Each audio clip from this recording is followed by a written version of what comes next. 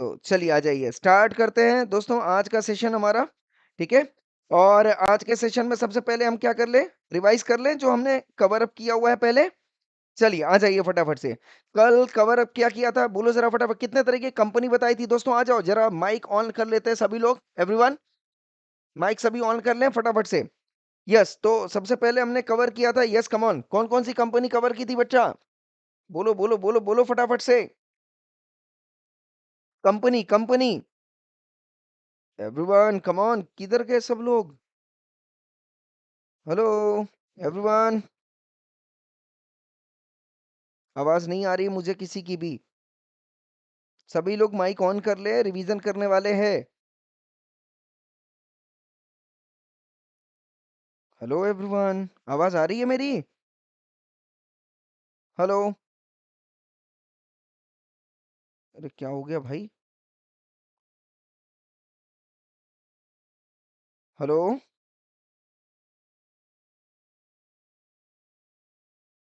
Hello, किधर गए सब लोग? आदित्य, डिंपल, कनिष्क, संयम, तमन्ना, प्लीज ये सभी लोग आ जाओ रे। मेरी आवाज हाँ, आपकी सबकी आवाज आ रही है। हाँ, सभी लोग आ जाओ फटाफट से। सबसे पहले रिवीजन अपन सब साथ में करेंगे, ठीक है ना?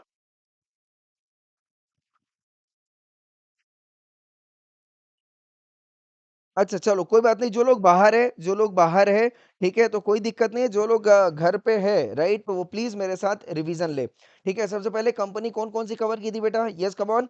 एसोसिएटेड कंपनी कवर किया था, गवर्नमेंट कंपनी कवर किया था, यस और नो? देन इसके बाद प्राइवेट कंपनी थी, पब्लिक कंपनी थी, ओपीसी ओ ओपीसी कंपनी थी, बराबर है? ये सारी कंपनीज़ जो थी अपने पास थी, ये सारी चीज़ें अपने को कवर किया। इसके बाद अपन ने चैप्टर नंबर 2 जो कवर किया, उसमें सेक्शन 3 क्या बोलता है? Formation of the company. Chapter 3 क्या बोलता है? Section 3 formation of the company, yes और नो?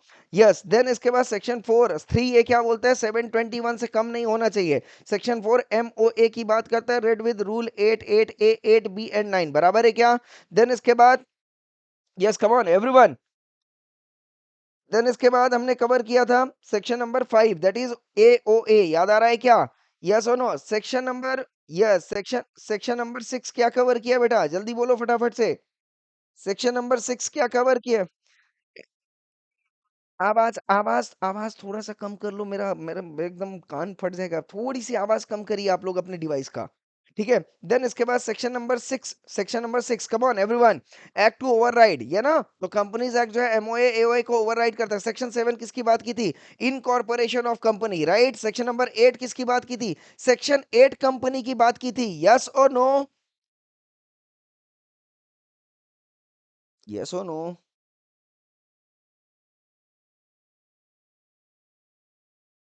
ओके, यस, एक मिनट, हाँ हाँ। अभी मेरी आवाज सबको प्रॉपर आ रही है ना? ठीक है। ओके, तो सेक्शन नंबर 8 जो है दैट इज़ सेक्शन 8 कंपनी की हमने बात की थी, चैरिटेबल ऑर्गेनाइजेशन की। सेक्शन नंबर 9 क्या था बेटा? जल्दी बोलो फटाफट से। इफेक्ट ऑफ रजिस्ट्रेशन, याद आ रहा है क्या? यस, रजिस्ट्रेशन किया तो perpetual succession, separate legal entity, सब ये सारे के सारे कवर हो जाते हैं। सेक्शन नंबर 10 किसकी बात कर रहा है? Come on. Effect of MOA and AOA, बराबर है क्या? सेक्शन नंबर 10 ए क्या बात कर रहा था? Commencement of business. Section 11 omit हो चुका था। सेक्शन 12 रजिस्टर्ड ऑफिस की बात कर रहा था, याद आया क्या? और रजिस्टर्ड ऑफिस अगर विद इन स्टेट रहेगा तो सेंट्रल गवर्नमेंट के अप्रूवल की जरूरत नहीं पड़ेगी, बट अगर one state to another state रहेगा तो सेंट्रल गवर्नमेंट के अप्रूवल की जरूरत पड़ेगी, बराबर है क्या?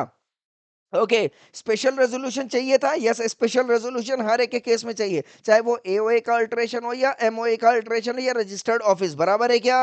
नेक्स्ट पॉइंट आता है section number 13 alteration of MOA, section number 14 alteration of AOA, बराबर है क्या? एंड सेक्शन 15 किसकी बात कर रहा है? Alteration of MOA and AOA हर जगह पे दिखना चाहिए कि मतलब आपने एमओए एओए ऑल्टर किया है। सेक्शन 16 क्या बात कर रहा है साहब? नाम के रेक्टिफिकेशन की, यस और नो? अगर इनकॉर्पोरेट करते वक्त ही अगर अपने को समझ में आता है कि नाम गलत है या तो सेम नाम है तो आप उसको रेक्टिफाई कर सकते हैं, बराबर है? सेक्शन नंबर 17 किसकी बात कर रहा है दोस्तों?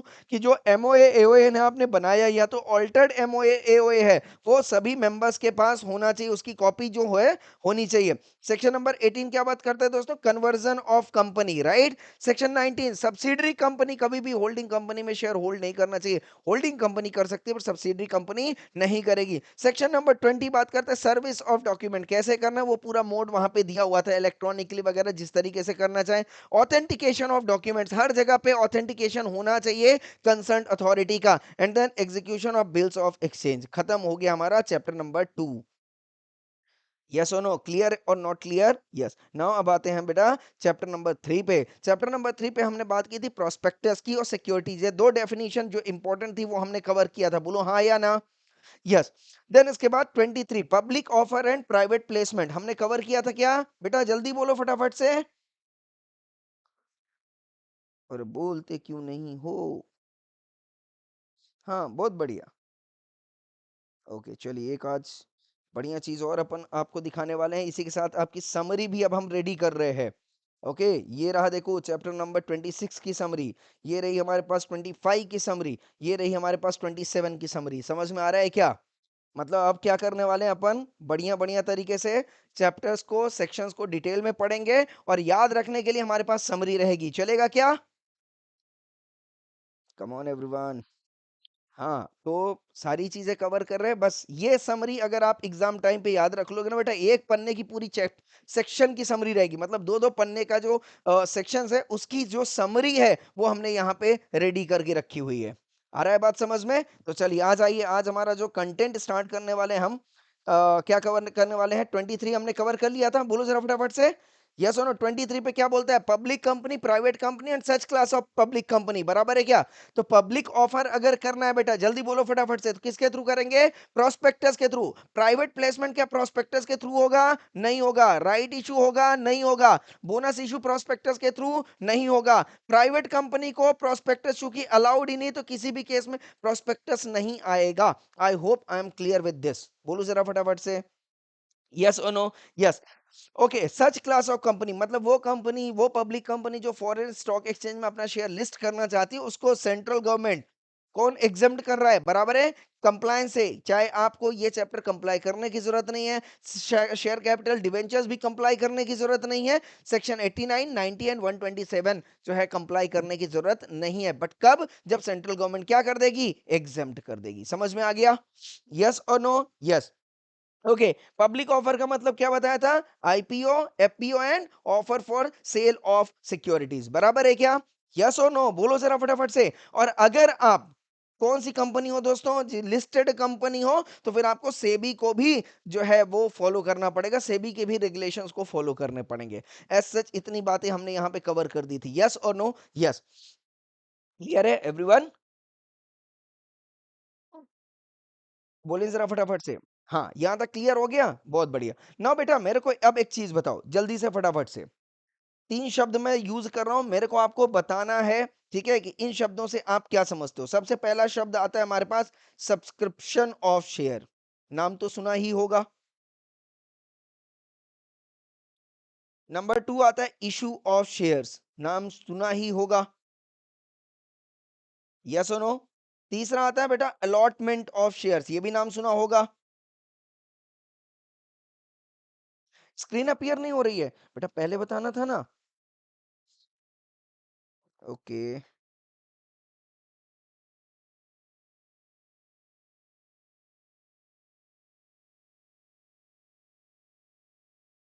पहले बताना था ना बेटा, अभी हो रही है। हाँ हाँ हाँ। Okay, now subscription of shares, issue of shares and allotment of shares, ये 3 शब्द थे हमारे पास, बोलो हाँ या ना? ये 3 शब्द आपने सुने हैं नाम? बहुत बढ़िया। अब मेरे को ये बताओ, चौथा आता है offer of sale to, offer of sale of securities to public. Yes. इन चारों का मतलब कोई बताना चाहेगा फटाफट से? क्योंकि ये चार बहुत कंफ्यूजिंग होंगे अब आगे आके चल के आपको। कहीं पे अलॉटमेंट लिखा होगा, कहीं पे इशू लिखा होगा, कहीं पे सब्सक्रिप्शन लिखा होगा, कहीं पे ऑफर ऑफ सेल लिखा होगा। सबसे पहले इन 4 शब्दों को समझ लेते हैं। कोई आगे बताना चाहेगा फटाफट से?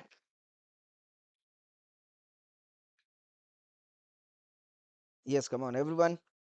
जो भी आपकी अंडरस्टैंडिंग कहती हो, कोई ज़रूरत नहीं कहीं पे भी पढ़ने की, अभी तक जो भी आपकी अंडरस्टैंडिंग कहती हो, इन 4 शब्दों को लेके, subscription of shares, issue of shares, allotment of shares, offer of securities to public. Yes, come on everyone. ये तीनों भी टू पब्लिक ही है। Okay, yes, come on everyone. मेरी आवाज़ लेट पहुँचती है क्या? यहाँ पे तो लेट नहीं पहुँचना चाहिए। Yes, come on everyone.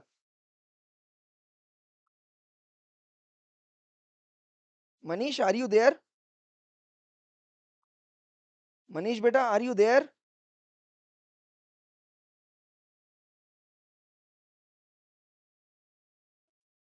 क्या हो गया? आवाज़ नहीं आ रही बेटा आप सबकी की?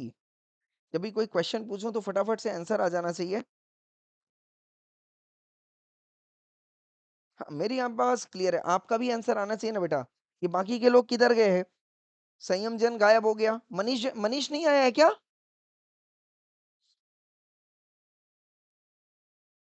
अच्छा, चलो, चलो मैं उससे बात करूँगा, कोई बात नहीं है। ओके, हाँ, तो बताएँ ज़रा फटाफट से इन 4 शब्दों का मतलब बेटा।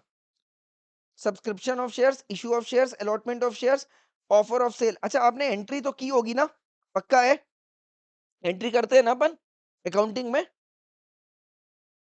हाँ, तो कोई कोई कोई मतलब समझ में आ रहा है क्या? कोई इसमें डिफरेंस समझ में आता है क्या? अच्छा, ये बता दो सबसे पहले क्या होता है, फिर बाद में क्या होता है, फिर बाद में चलो स्टेप बता दो। सबसे पहला क्या होता है?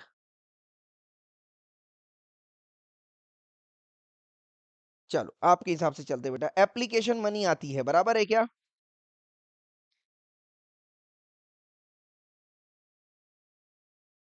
1 मिनट किधर गया?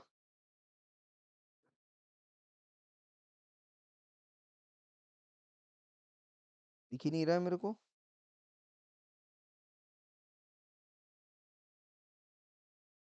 नहीं, बट मेरे को आना चाहिए ना उसका।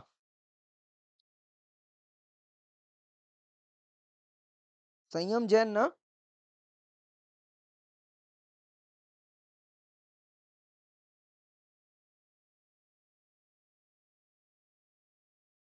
अ, ईमेल ईमेल बोल दो फटाफट से, या कोई तो भी कुछ नंबर बोलो यार, ये क्योंकि यहाँ पे तो इस हाँ, अभी आया।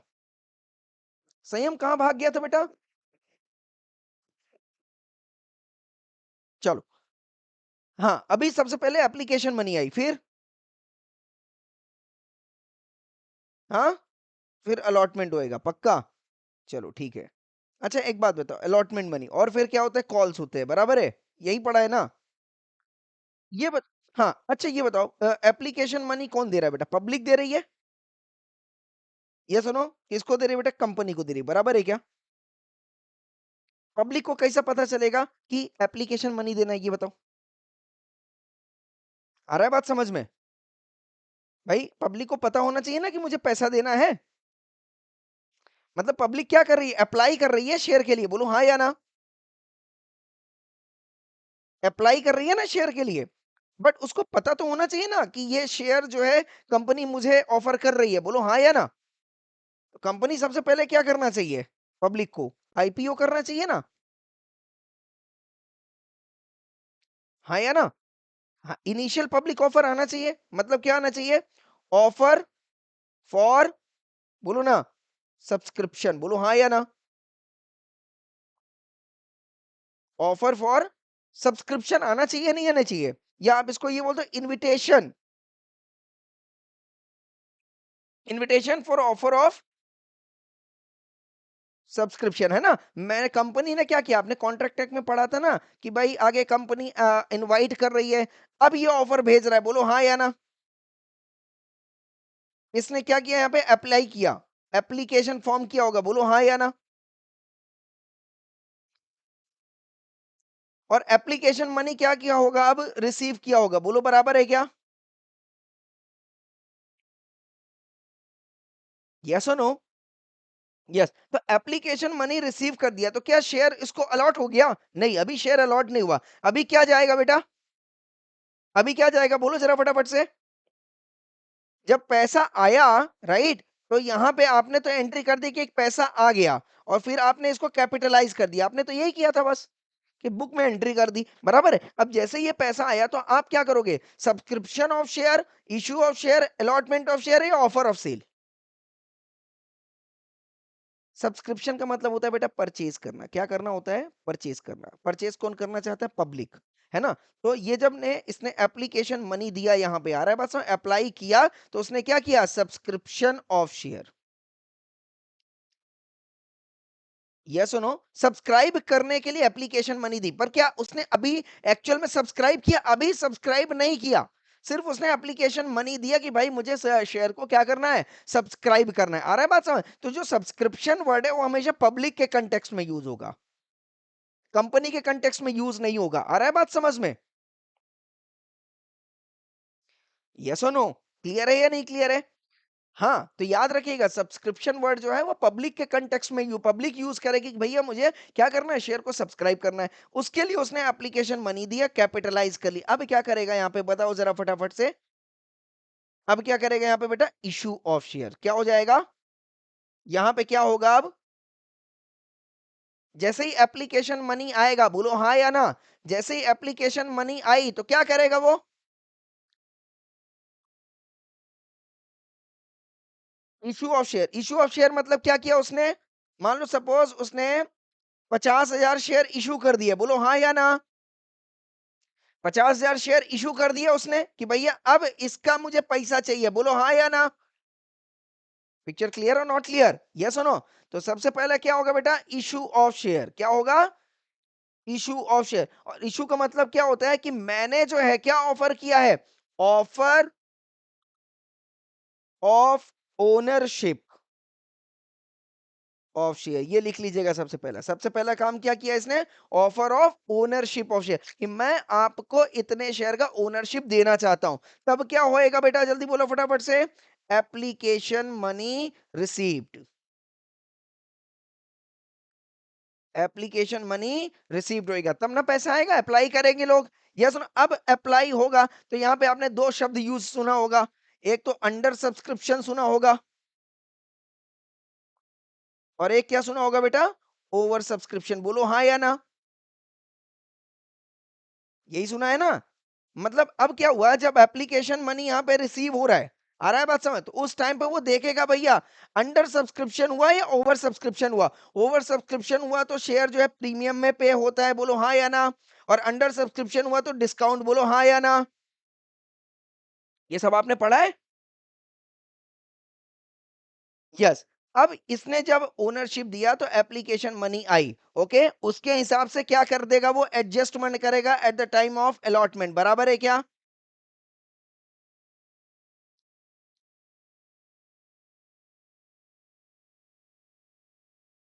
अलॉटमेंट ऑन प्रो रेटा बेसिस, बोलो हाँ या ना।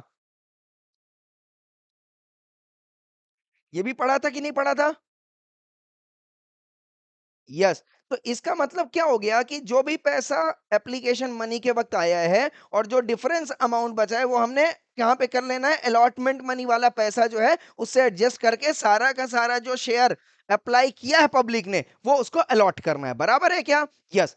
अब ये जब करने के बाद एंट्री आप याद करते चले, अब आप करते हो क्या, अलॉटमेंट ऑफ शेयर। अब क्या करते हो बेटा, अलॉटमेंट ऑफ शेयर। कोई बताएगा issue of share and allotment of share में क्या डिफरेंस है। यहां पे हम क्या कर रहे हैं बेटा, डिस्ट्रीब्यूशन ऑफ शेयर। क्या कर रहे हैं बेटा हम, डिस्ट्रीब्यूशन ऑफ शेयर। अब यहां पे एक्चुअल में हम शेयर पब्लिक को डिस्ट्रीब्यूट करते हैं, यहां पे क्या करते हैं हम सिर्फ ओनरशिप प्रोवाइड करते हैं। आ रहा है बात समझ में, भैया जिसको जो चाहिए वो ले लो। इसका मतलब हो गया issue of share. Issue of share किया तो फिर अलॉटमेंट, अलॉटमेंट ऑफ शेयर मतलब हम डिस्ट्रीब्यूट कर रहे हैं, बोलो हाँ या ना। और जितना हमने डिस्ट्रीब्यूट किया तो पब्लिक ने क्या कर लिया, सब्सक्राइब द शेयर, बोलो हाँ या ना, यस और नो। सब्सक्राइब द शेयर मतलब पब्लिक ने क्या किया, जितना हमने शेयर डिस्ट्रीब्यूट किया उतना पब्लिक को जो जो भी प्रसाद मिला उतना उसने शेयर जो है सब्सक्राइब कर लिया, ले लिया, बोलो हाँ या ना, यस और नो। मतलब उसने क्या कर लिया, एक्सेप्ट कर लिया। क्या कर लिया उसने, एक्सेप्ट कर लिया क्या, allotment of share. I hope I am clear with this. Subscribe the share का मतलब क्या हो गया? Accept the allotment of share. Now अब क्या होगा बेटा? सब्सक्राइब करने के बाद क्या होएगा? बोलो जरा फटाफट से। सब्सक्राइब करने के बाद क्या होएगा? पेमेंट होएगा। बोलो हाँ या ना? पब्लिक क्या करेगी? पेमेंट करेगी। इसका मतलब क्या हो गया बेटा अब?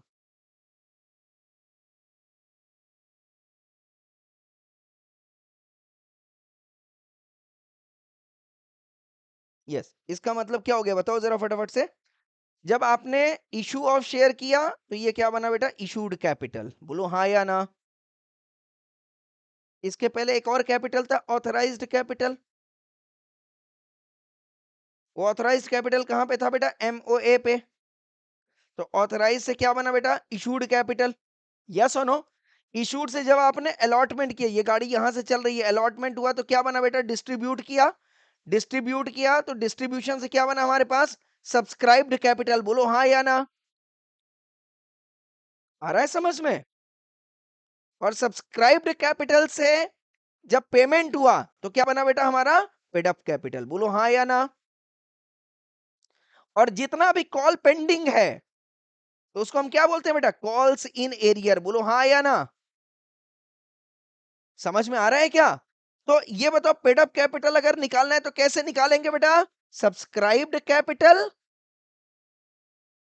Minus calls in arrear. बोलो हाँ या ना? कुछ अकाउंटिंग समझ में आ रहा है कि नहीं आ रहा है? और ये क्या बन जाएगा हमारे पास बेटा? Paid up capital. बोलो हाँ या ना? यस और नो? और इसी को हम क्या बोलेंगे बेटा? Unpaid capital. बोलो हाँ या ना? कुछ समझ में आया बेटा? कुछ समझ में आया? ये गाड़ी समझ में आई पूरी? तो जब आप बेटा बैलेंस शीट बना रहे होते हो, राइट, बैलेंस शीट जब आप बना रहे होते हो तो यहाँ पे क्या लिखते हो बेटा? Authorised share capital. ऐसे ही लिखते हैं क्या कुछ डबल अंडरलाइन करके? Yes no? इसका जो भी आपका आ गया, दैट इज सपोज मान लो 10 lakh share multiplied by 10 rupees. Yes no? तो कितना हो गया बेटा? 1 करोड़। इसको डबल अंडरलाइन कर दिया। इसका मतलब बैलेंस शीट से इसका कोई मतलब नहीं है। इसके बाद हम क्या लिखते हैं बेटा? Yes, issued. पहला क्या लिखते हैं? इशूड।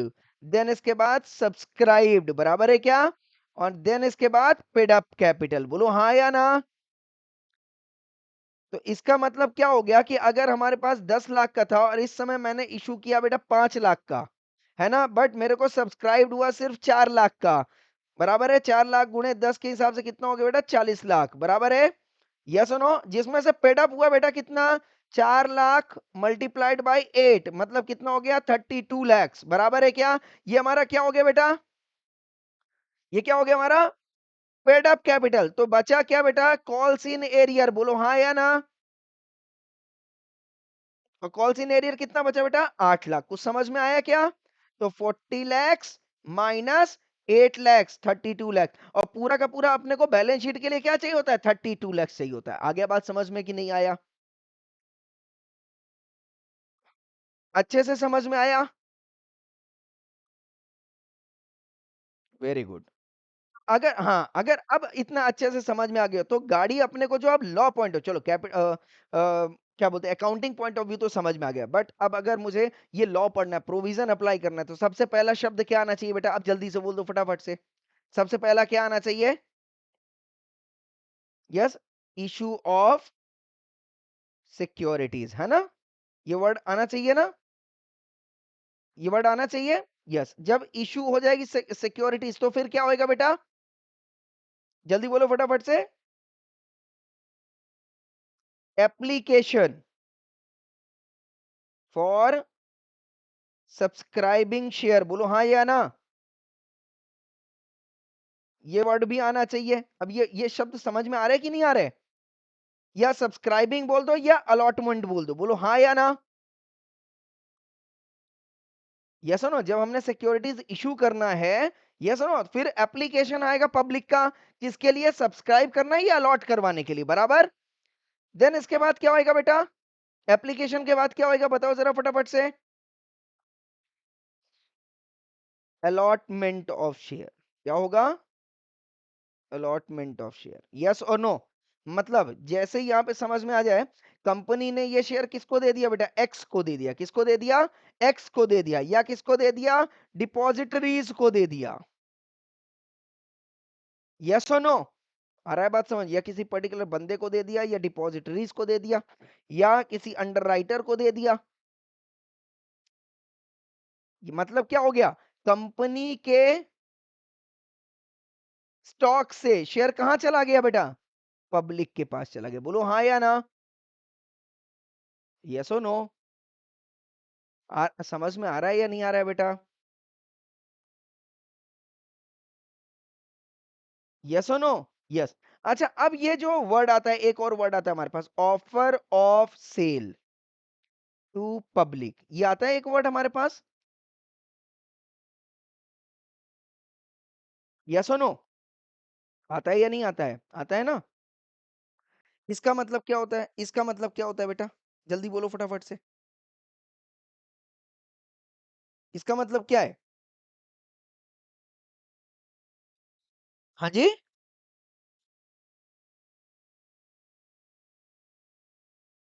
हम लोग मतलब इस वर्ड को एकदम पिक्चर क्लियर कर लो, तभी आगे अपन बढ़ सकते हैं। Offer of sale to public मतलब ये है क्या चीज?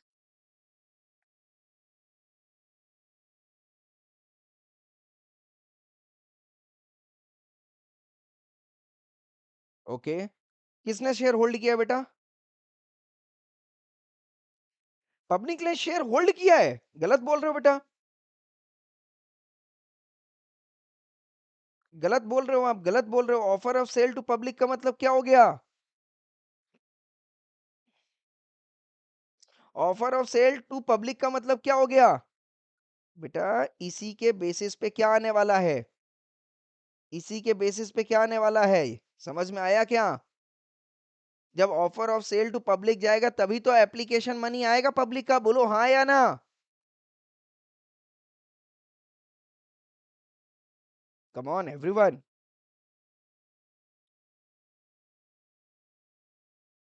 नहीं समझा? देखो, ये अभी अभी कौन है, मेरी बात ध्यान समझ। अभी ये कौन है बेटा? अनलिस्टेड पब्लिक कंपनी है। कौन है? अनलिस्टेड पब्लिक कंपनी है, बराबर? यस और नो? अब इसने अपना शेयर क्या किया? इसके पास कैपिटल था। मेरी बात ध्यान समझना। कैपिटल था कितना बेटा?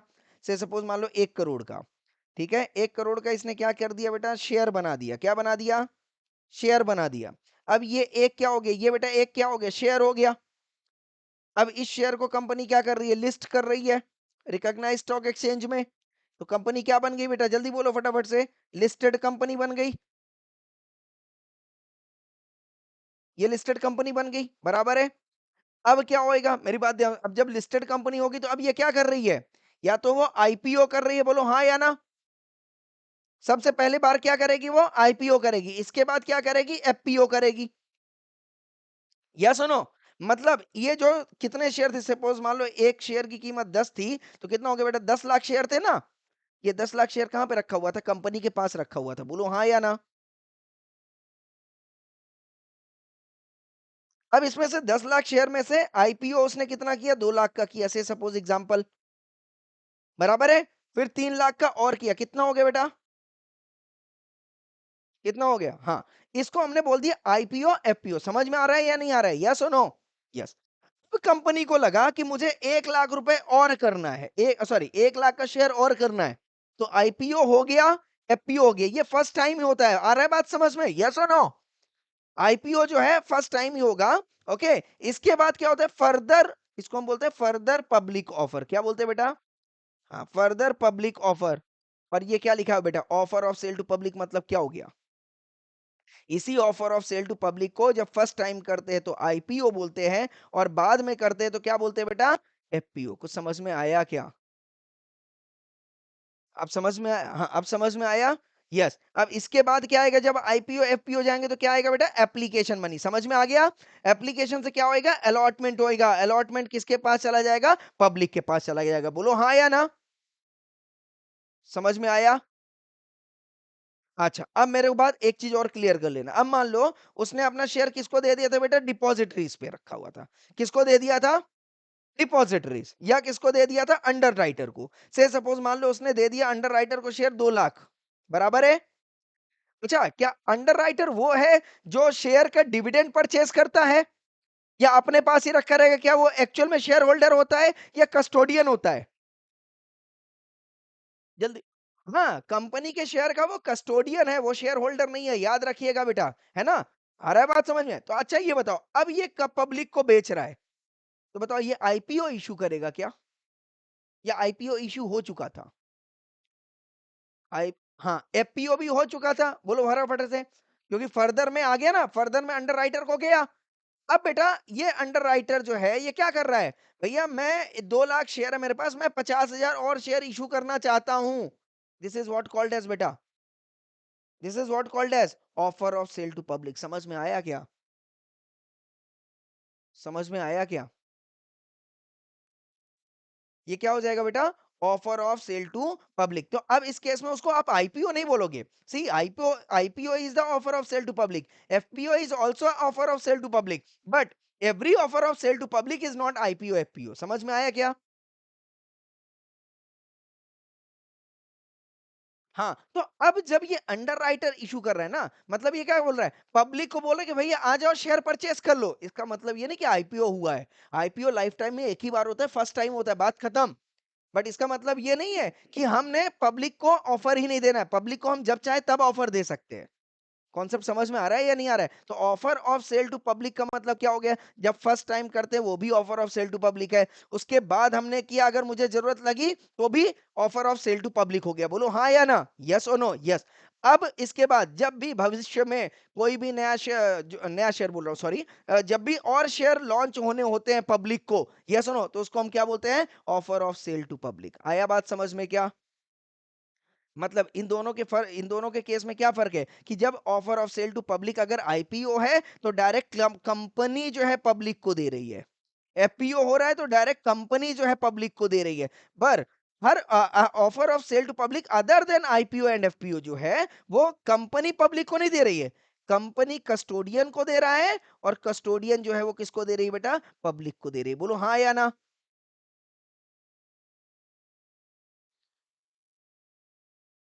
पिक्चर क्लियर है या नहीं क्लियर है? एवरीवन?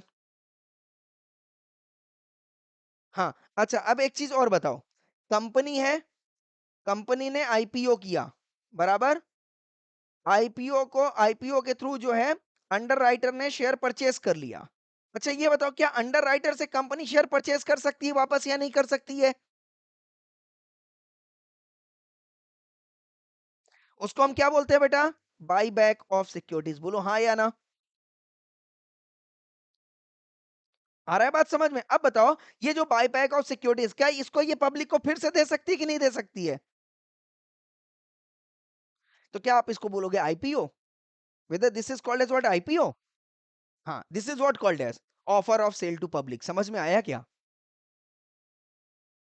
हाँ, ये सिंपली अपन इसको बोलेंगे offer of sale to public है। ये आईपीओ नहीं बोलेंगे, एफपीओ नहीं बोलेंगे इसको। आ गया बात समझ में? तो offer of sale to public जो है ना, वो आईपीओ भी है, एफपीओ भी है and other than IPO and FPO भी है। समझ में आ गया? यस और नो? कहने का मतलब मेरा क्या है? क्या आईपीओ करने का प्रोसेस अलग होगा और other than offer of sale to public का प्रोसेस अलग होगा। बोलो हाँ या ना? इसका प्रोसेस अलग होगा, इसका प्रोसेस अलग होगा। बोलो हाँ या ना? यस और नो? तो offer of sale to public जो है कितनी कैटेगरी में कर दिया मैंने? 3 कैटेगरी में कर दिया। Offer of sale to public जो है उसको मैंने 3 कैटेगरी में कर दिया। एक तो कर दिया आईपीओ, एक कर दिया एफपीओ और एक कर दिया offer of sale to public. समझ में आया क्या? अब समझ में आया क्या? तो इसका प्रोसेस क्या होगा बेटा? अलग होगा। प्रोसेस नंबर 1 समझ में आ रहा है? इसका प्रोसेस अलग होगा, प्रोसेस नंबर 2 और इसका प्रोसेस बेटा अलग होगा, प्रोसेस नंबर 3। को समझ में आया? तो अपने को चूंकि लॉ पढ़ना है, कंप्लायंस करना है, तो प्रोसेस जो है अपने को प्रोसेस पढ़ना है, तो प्रोसेस के लिए मैं आपको बताना चाहता हूं ये जो ओएसपी है, आईपीओ भी है, एफपीओ भी है and other than IPO and FPO भी है। समझ में आया क्या एवरीवन? यस। हाँ हाँ हाँ अब मेरी बात समझिए, यहाँ पे हाँ, चलिए मैं बताता हूँ आपको बेटा। यस, एओए में सब कुछ रहेगा। सबसे पहली बात, एओए क्या है बेटा? रेगुलेशन है। तो इसमें सब कुछ मेंशन करना पड़ेगा आपको कि आप आईपीओ करने वाले हो क्या, या आईपीओ आप नहीं करोगे। आईपीओ करना ही पड़ेगा, फर्स्ट टाइम तो आईपीओ मैंडेटरी है, राइट? तो इसमें एओए बोलता है कि भाई आप आईपीओ कर सकते हो, मतलब अगर आप offer of sale to public है, मतलब 100% है आईपीओ है। एफपीओ अल्टरनेटिव होता है, if you want, if you required, है ना? तो यहाँ पे मैंने चूंकि बोला था 20% प्रमोटर्स कॉन्ट्रीब्यूशन चाहिए, बोलो हाँ या ना? पोस्ट इशू कैपिटल का पढ़ाया था मैंने, यहाँ पे भी चाहिए। बट दोनों के केस में कैलकुलेशन अलग अलग था कि नहीं था? आईपीओ और एफपीओ का कैलकुलेशन अलग अलग था कि नहीं था? हाँ, अलग अलग था ना, मतलब प्रोसेस अलग है। आप काम वही कर रहे हो, बट प्रोसेस अलग हो जाएगा। यस और नो? यस। और अब यहाँ पे जो ओएसपी आप कर रहे हो बेटा, यहाँ पे प्रमोटर्स का कोई लेना देना ही नहीं होता है, क्योंकि पहले शेयर किसके पास था? आईपीओ के वक्त। आईपीओ के वक्त शेयर किसके पास था बताओ जरा? सिर्फ और सिर्फ प्रमोटर के पास, एंड वो शेयर होल्डर्स जो सब्सक्राइबर टू एमओए थे, बोलो हाँ या ना?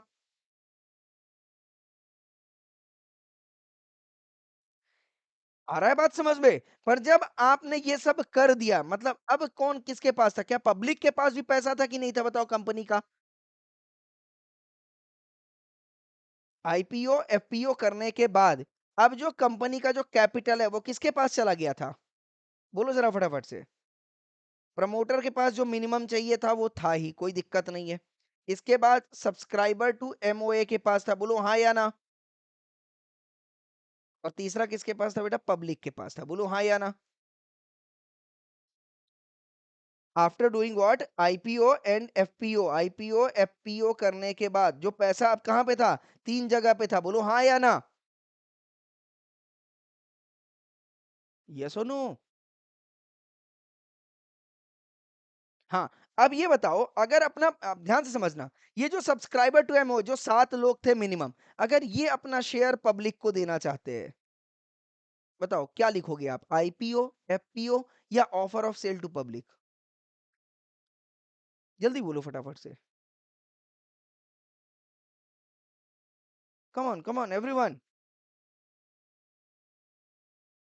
हाँ, क्योंकि पूरा पैसा तो इन्हीं दोनों के पास रहा होगा ना शुरू में। यस और नो? ये जो 10 लाख का शेयर जो मैंने बोला, ये पूरा शेयर किसके पास था? इन्हीं के पास था। तो अब ये अपना शेयर पब्लिक को देना चाहते हैं, तो क्या बोलोगे आप इसको? आईपीओ, एफपीओ या offer of sale to public? Offer of sale to public. समझ में आया क्या एवरीवन? पक्का 100%? 100%? यस। तो यही लोग जब अपना शेयर फर्स्ट टाइम इशू करेंगे, फर्स्ट टाइम, तो क्या बोलेंगे? आईपीओ किया। ओके, देन इसके बाद वो क्या कर रहे हैं बेटा? एफपीओ कर रहे हैं, एज एंड व्हेन रिक्वायर्ड, बोलो हाँ या ना? एज एंड व्हेन रिक्वायर्ड वो क्या कर रहे हैं? Further public issue.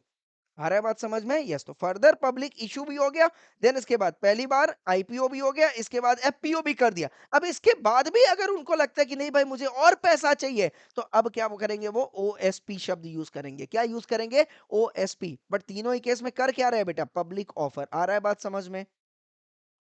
तीनों को ही आप क्या बोल रहे हो? आईपीओ, एफपीओ, ओएसपी, तीनों को आप क्या बोल रहे हो? Public offer. और यहाँ पे ही 23 ने बोला था कि जब भी आप पब्लिक ऑफर करोगे, है ना, तो क्या इशू होना चाहिए आपके पास? प्रोस्पेक्टस इशू होना चाहिए। हाँ, तो ये जो कॉन्सेप्ट मैं बोल रहा हूँ प्रोस्पेक्टस का, वो सिर्फ इन्हीं तीन के लिए है, तो कंफ्यूज नहीं होना है। IPO, FPO and OSP. I hope I am clear everyone?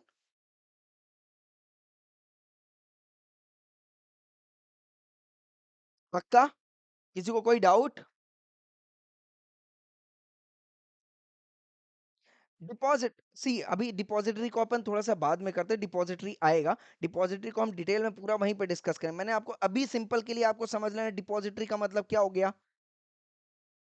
किसी थर्ड पार्टी को, ध्यान से समझना, किसी थर्ड पार्टी को कंपनी ने क्या किया है?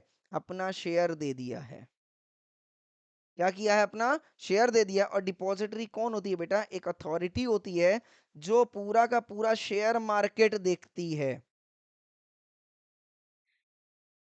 बिल्कुल, हाँ, बिल्कुल, बिल्कुल। एनएसडीएल और सीडीएसएल, आप बोल सकते हो इनको। ये 2 डिपॉजिटरी होती हैं बेटा, है ना? वो शेयर मार्केट में पूरा का पूरा अपना नज़र रखती है। आ रहा है बात समझ में? यस। और जो पब्लिक पब्लिक को अब अच्छा बताओ आपको डीमैट अकाउंट कौन इश्यू करता है? Demat account? हाँ, एग्ज़ैक्टली एनएसडीएल या सीडीएसएल के कहने का मतलब आप पब्लिक का पूरा अकाउंट किसके पास रखा हुआ है?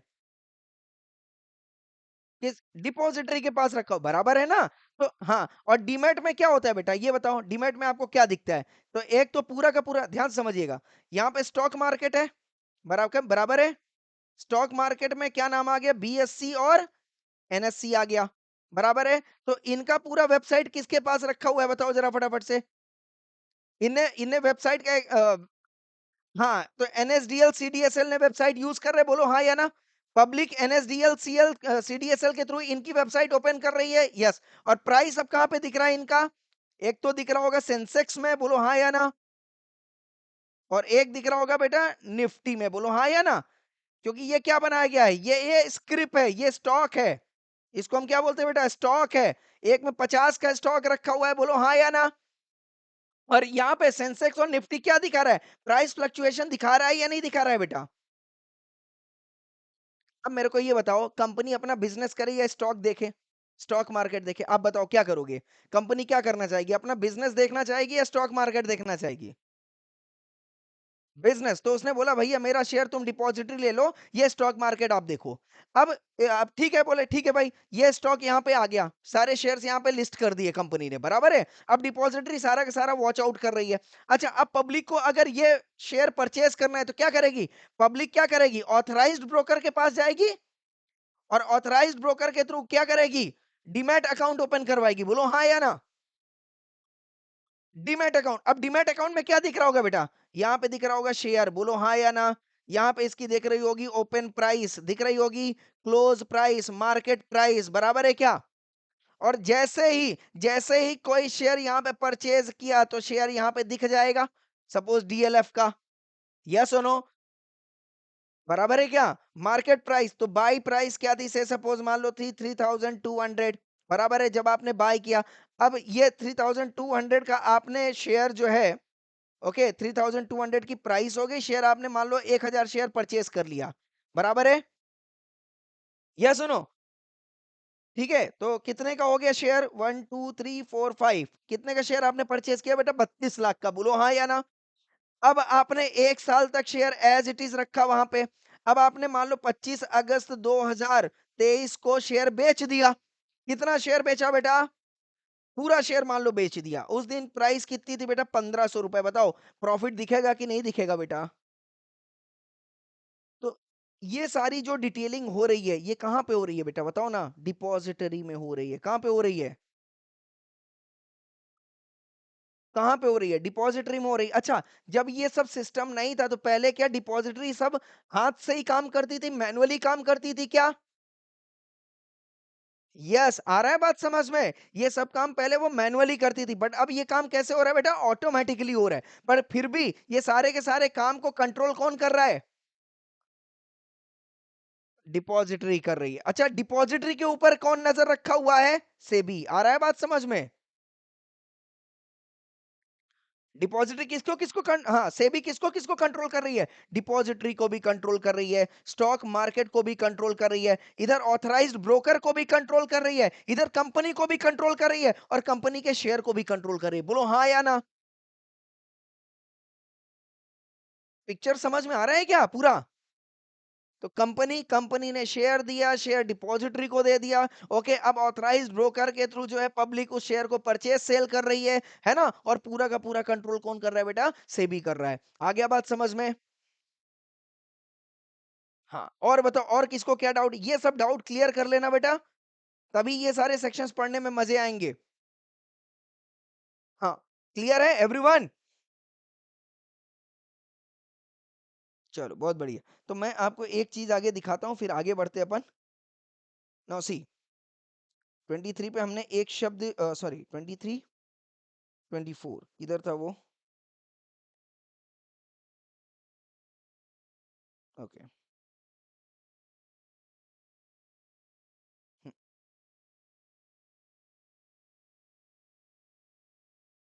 बिल्कुल मिलेगी बेटा, मैं सब ये ऐप में डालने वाला हूँ, आप ऐप में बार-बार देख सकते हो, कोई प्रॉब्लम नहीं है। देखो 26 क्या लिखा था बेटा यहाँ पे 26 में लिखा था एवरी प्रोस्पेक्टस इश्यूड बाय और on behalf of a company either with reference to क्या लिखा है बेटा? फॉर्मेशन और सब्सीक्वेंटली लिखा है शब्द 2। फॉर्मेशन का मतलब क्या हो गया बेटा? Eight the time of formation जब भी आप प्रोस्पेक्टस इश्यू कर रहे हो मतलब आप क्या कर रहे हो बेटा? आईपीओ कर रहे हो, बोलो हाँ या ना? और सब्सीक्वेंटली मतलब FPO and OPS. I hope I am clear with this. Yes or no? Yes तो जब भी आप आईपीओ करोगे या जब भी आप एफपीओ करोगे या जब भी आप ओपीएस करोगे क्या बोल रहा है आपने जो प्रोस्पेक्टस इशू करना है सबसे पहले तो issue of prospectus is mandatory बोलो हाँ या ना issue of prospectus is mandatory but कब बेटा कब जब आप पब्लिक को कर रहे हो बोलो हाँ या ना जब आप किसको कर रहे हो बेटा पब्लिक को कर रहे हो आ रहा है बात समझ में यस अच्छा और ये जो प्रोस्पेक्टस आप इशू कर रहे हो ये क्या होना चाहिए उसमें डेट मेंशन होना चाहिए कि नहीं होना चाहिए शैल बी वर्ड लिखा हुआ है यस दूसरा साइंड होना चाहिए नहीं होना चाहिए यस स्टेट सच इंफॉर्मेशन मतलब बताया था वो रूल 3 के वो सारे के सारे कंटेंट होने चाहिए कैपिटल स्ट्रक्चर है ना डिविडेंड आप इशू कर रहे हैं नहीं कर रहे डिविडेंड अगर आप इशू कर रहे हैं तो आउट ऑफ कैपिटल प्रॉफिट कर रहे हैं या आउट ऑफ जो है आप रेवेन्यू प्रॉफिट कर रहे हो ये सारा का सारा इंफॉर्मेशन यहाँ पे लिखा होना चाहिए यस और नो एंड सच रिपोर्ट मतलब बेटा ऑडिटर्स की रिपोर्ट किस बात को लेके बेटा फाइनेंशियल इंफॉर्मेशन मतलब auditors report on profit and loss account and balance sheet समझ में आया क्या यस और no come on everyone again खामोशी छा गई भाई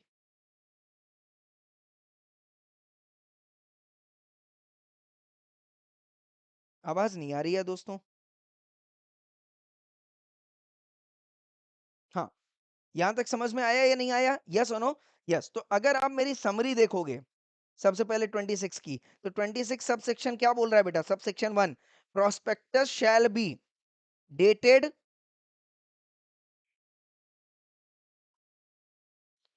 Yes, prospectus shall be dated, signed, such information, such report as specified by SEBI और अगर लिस्टेड कंपनी है तो सेबी रेगुलेशन भी चलेगा आ गया बात समझ में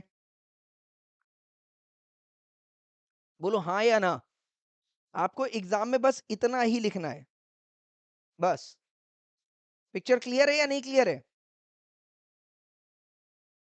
दूसरा ये बोल रहा है साहब जब भी आप प्रोस्पेक्टस इशू कर रहे हो क्या बोल रहा है ये जब भी आप प्रोस्पेक्टस इशू कर रहे हो तो कंपनी ने डिक्लेरेशन देना चाहिए कि भैया मैंने जितने भी प्रोविजन ऑफ दिस एक्ट मतलब कंपनीज एक्ट 2013 के जितने भी प्रोविजंस हैं हमने प्रॉपरली कंप्लाई किया हुआ है बोलो हाँ या ना और जो भी कंटेंट हमने प्रोस्पेक्टस में लिखे हैं ओके जो भी स्टेटमेंट दिया है प्रोस्पेक्टस में nothing in the prospectus is contrary to the provision of this act मतलब ऐसी कोई भी बात हमने प्रोस्पेक्टस में नहीं लिखी है जो कि अगेंस्ट द कंपनीज एक्ट 2013 है अगेंस्ट सिक्रा एक्ट सिक्रा मतलब securities contract regulation act and SEBI act समझ में आ रहा है यस और नो मतलब मैंने प्रोस्पेक्टस में ऐसी कोई भी बात नहीं लिखी है जो अगेंस्ट द कंपनीज एक्ट हो जो अगेंस्ट द सिक्रा एक्ट हो जो अगेंस्ट द सेबी एक्ट हो बोलो हाँ या ना अगर मान लो सिंपल सा मैंने बोला है कि सेबी एक्ट ने अगर ये बोला है कि पब्लिक ने शेयर के साथ जो भी सेल या परचेज करना है वो ऑथराइज्ड ब्रोकर के थ्रू ही करेगा तो आपके प्रोस्पेक्टस में ऐसा लिखा होना चाहिए क्या कि आप पब्लिक जो है अब शेयर जो लिस्टेड है वो परचेज या सेल डायरेक्टली कर सकती है ऐसा लिखा होना चाहिए क्या प्रोस्पेक्टस में बोलो जरा फटाफट से अगर कंपनीज एक्ट ने बोला है राइट कि भाई डायरेक्टर्स के पास पावर है ओके डायरेक्टर्स के पास पावर है कि जब तक बोर्ड मीटिंग नहीं होगा जनरल मीटिंग नहीं होगा मतलब शेयर होल्डर्स जो भी डिसीजन लेंगे उसमें बोर्ड ऑफ डायरेक्टर्स का जो है डिसीजन शामिल रहेगा अगर प्रोस्पेक्टस में ऐसा लिख देता कि बोर्ड ऑफ डायरेक्टर से कोई लेना देना नहीं है आईपीओ से या एफपीओ से शेयर होल्डर जैसा चाहेगा वैसा डिसीजन लिया जाएगा ऐसा अगर प्रोस्पेक्टस में लिखा है तो क्या प्रोस्पेक्टस सही रहेगा नहीं वो प्रोस्पेक्टस सही नहीं रहेगा कहने का मतलब क्या है कि जो भी बातें प्रोस्पेक्टस में कही गई है दोस्तों according to the within the limit of Companies Act 2013, SEBI act and SCRA act 1956 के तहत ही होना चाहिए। I hope I am clear और नॉट क्लियर, बोलो जरा फटाफट से। यस, अच्छा ये बताओ आईपीओ का डिसीजन बिना बोर्ड मीटिंग के चलेगा क्या? बिना बोर्ड मीटिंग के आईपीओ का डिसीजन चलेगा क्या? पर अगर जो इसमें प्रोस्पेक्टस में लिख दिया विदाउट कन्वेनिंग बोर्ड मीटिंग हमने इशू कर दिया, चलेगा क्या? नहीं चलेगा। क्यों? क्योंकि इसने कंप्लायंस नहीं किया कंपनीज एक्ट का। आ गया बात समझ में मेरे? यस नो, मेरी बात समझ में आ गई क्या बेटा? यस। तो प्रोस्पेक्टस में वो सारी चीजें लिखी होनी चाहिए जो कंपनीज एक्ट बोलता है, और दूसरा ऐसी कोई भी चीज नहीं लिखी होनी चाहिए जिसे कंपनीज एक्ट नहीं बोलता है। आ रहा है बात समझ? दोनों ही चीजें कवर है। मतलब जो चीजें करना जरूरी है वो आप करो प्रोस्पेक्टस में, और बोलते हैं जो चीजें नहीं करनी चाहिए उसे आप मत करो। दोनों भी चीजें बोल रहे हैं। यस सुनो, कहने का मतलब जो कंप्लायंस करना था आपने वो कंप्लायंस नहीं किया तो भी प्रॉब्लम है, और जो चीज नहीं करनी थी वो आपने कर दी वो भी गलत है। आ गया बात समझ में? यस और no? Yes. Yes everyone, clear और नॉट क्लियर?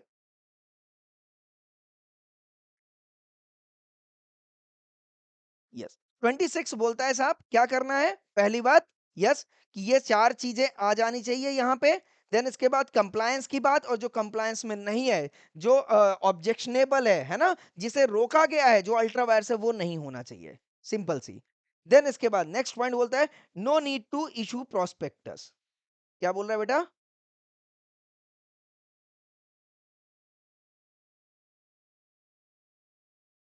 यस। क्या बोल रहे हैं यहाँ पे? No need to issue prospectus. कहने का मतलब क्या है?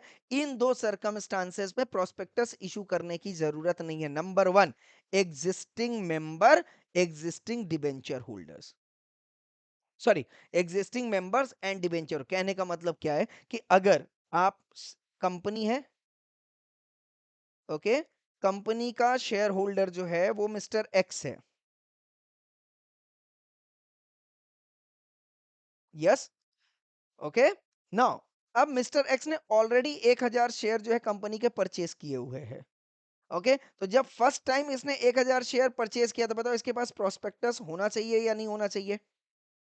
बताओ जरा फटाफट से। नहीं होना चाहिए, क्योंकि ये मिस्टर एक्स पब्लिक नहीं है। ध्यान से समझिए, ये इंडिविजुअल है। आ गया बात समझ में?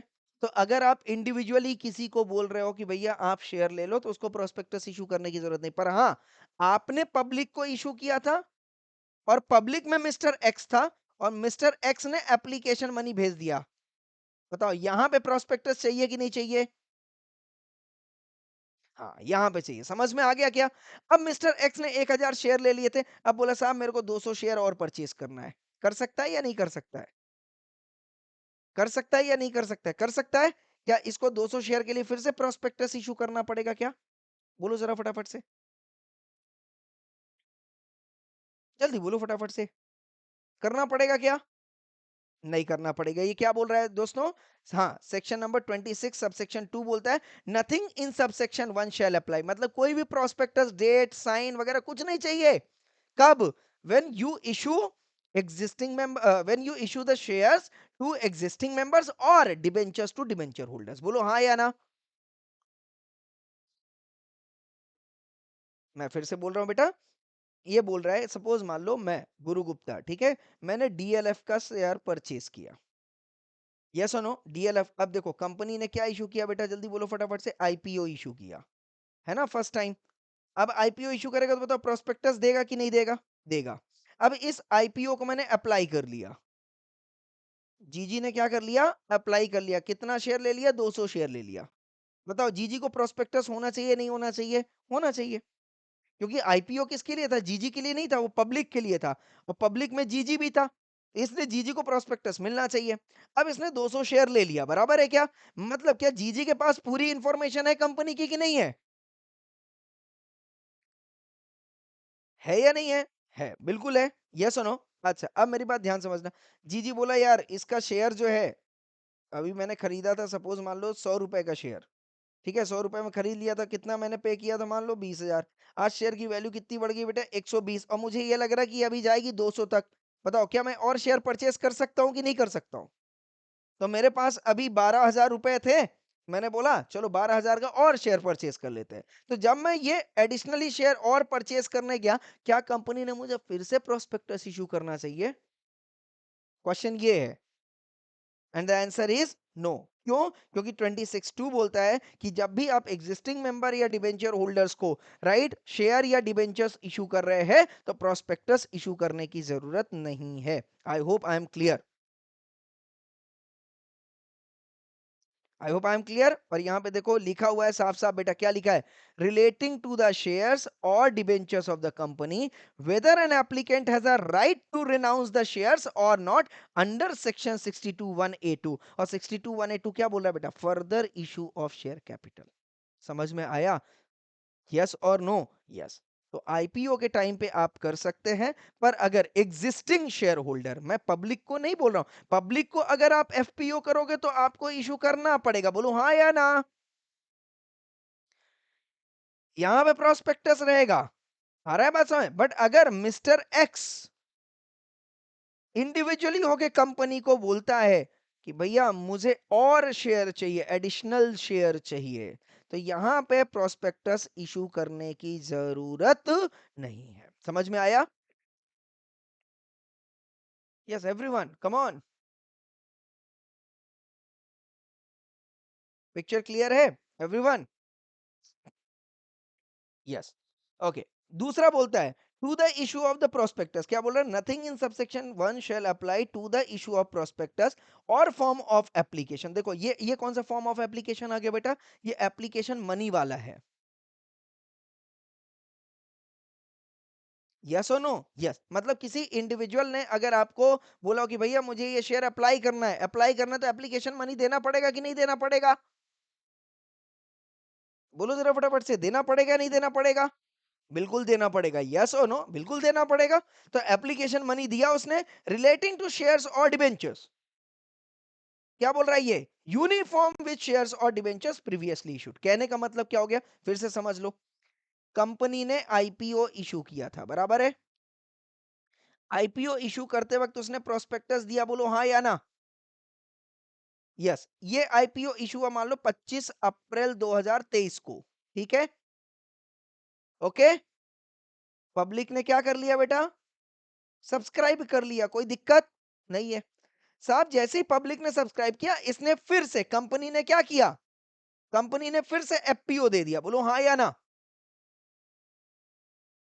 और आईपीओ से लेके एफपीओ तक का जो ड्यूरेशन था, मान लो सपोज मान लो उसने इशू कर दिया साहब 26 अक्टूबर 2023 को। और कहने का मतलब क्या हो गया? इस अप्रैल से लेके अक्टूबर कितना महीना हो गया बेटा? अप्रैल, मई, जून, जुलाई, अगस्त, सितंबर, 6 महीने अप्रोक्स मान लो हो गए। और 6 मंथ्स में, ध्यान से समझना, कंपनी के अंदर कोई भी चेंजेस नहीं हुए, no changes.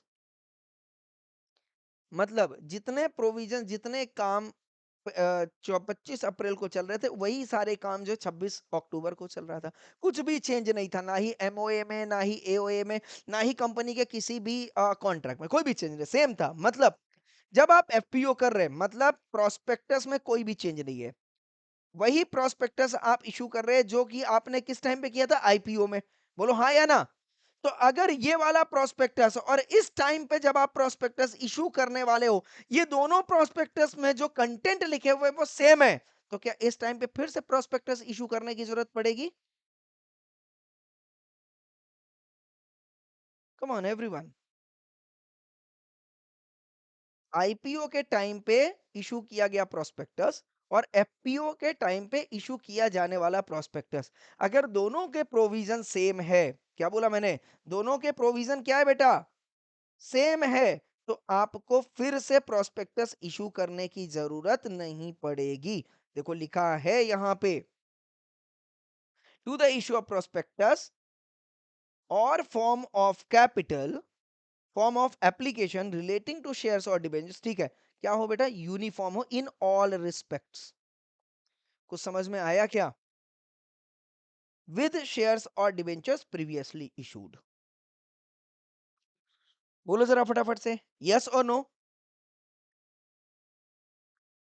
Everyone? Hello everyone, clear और नॉट क्लियर?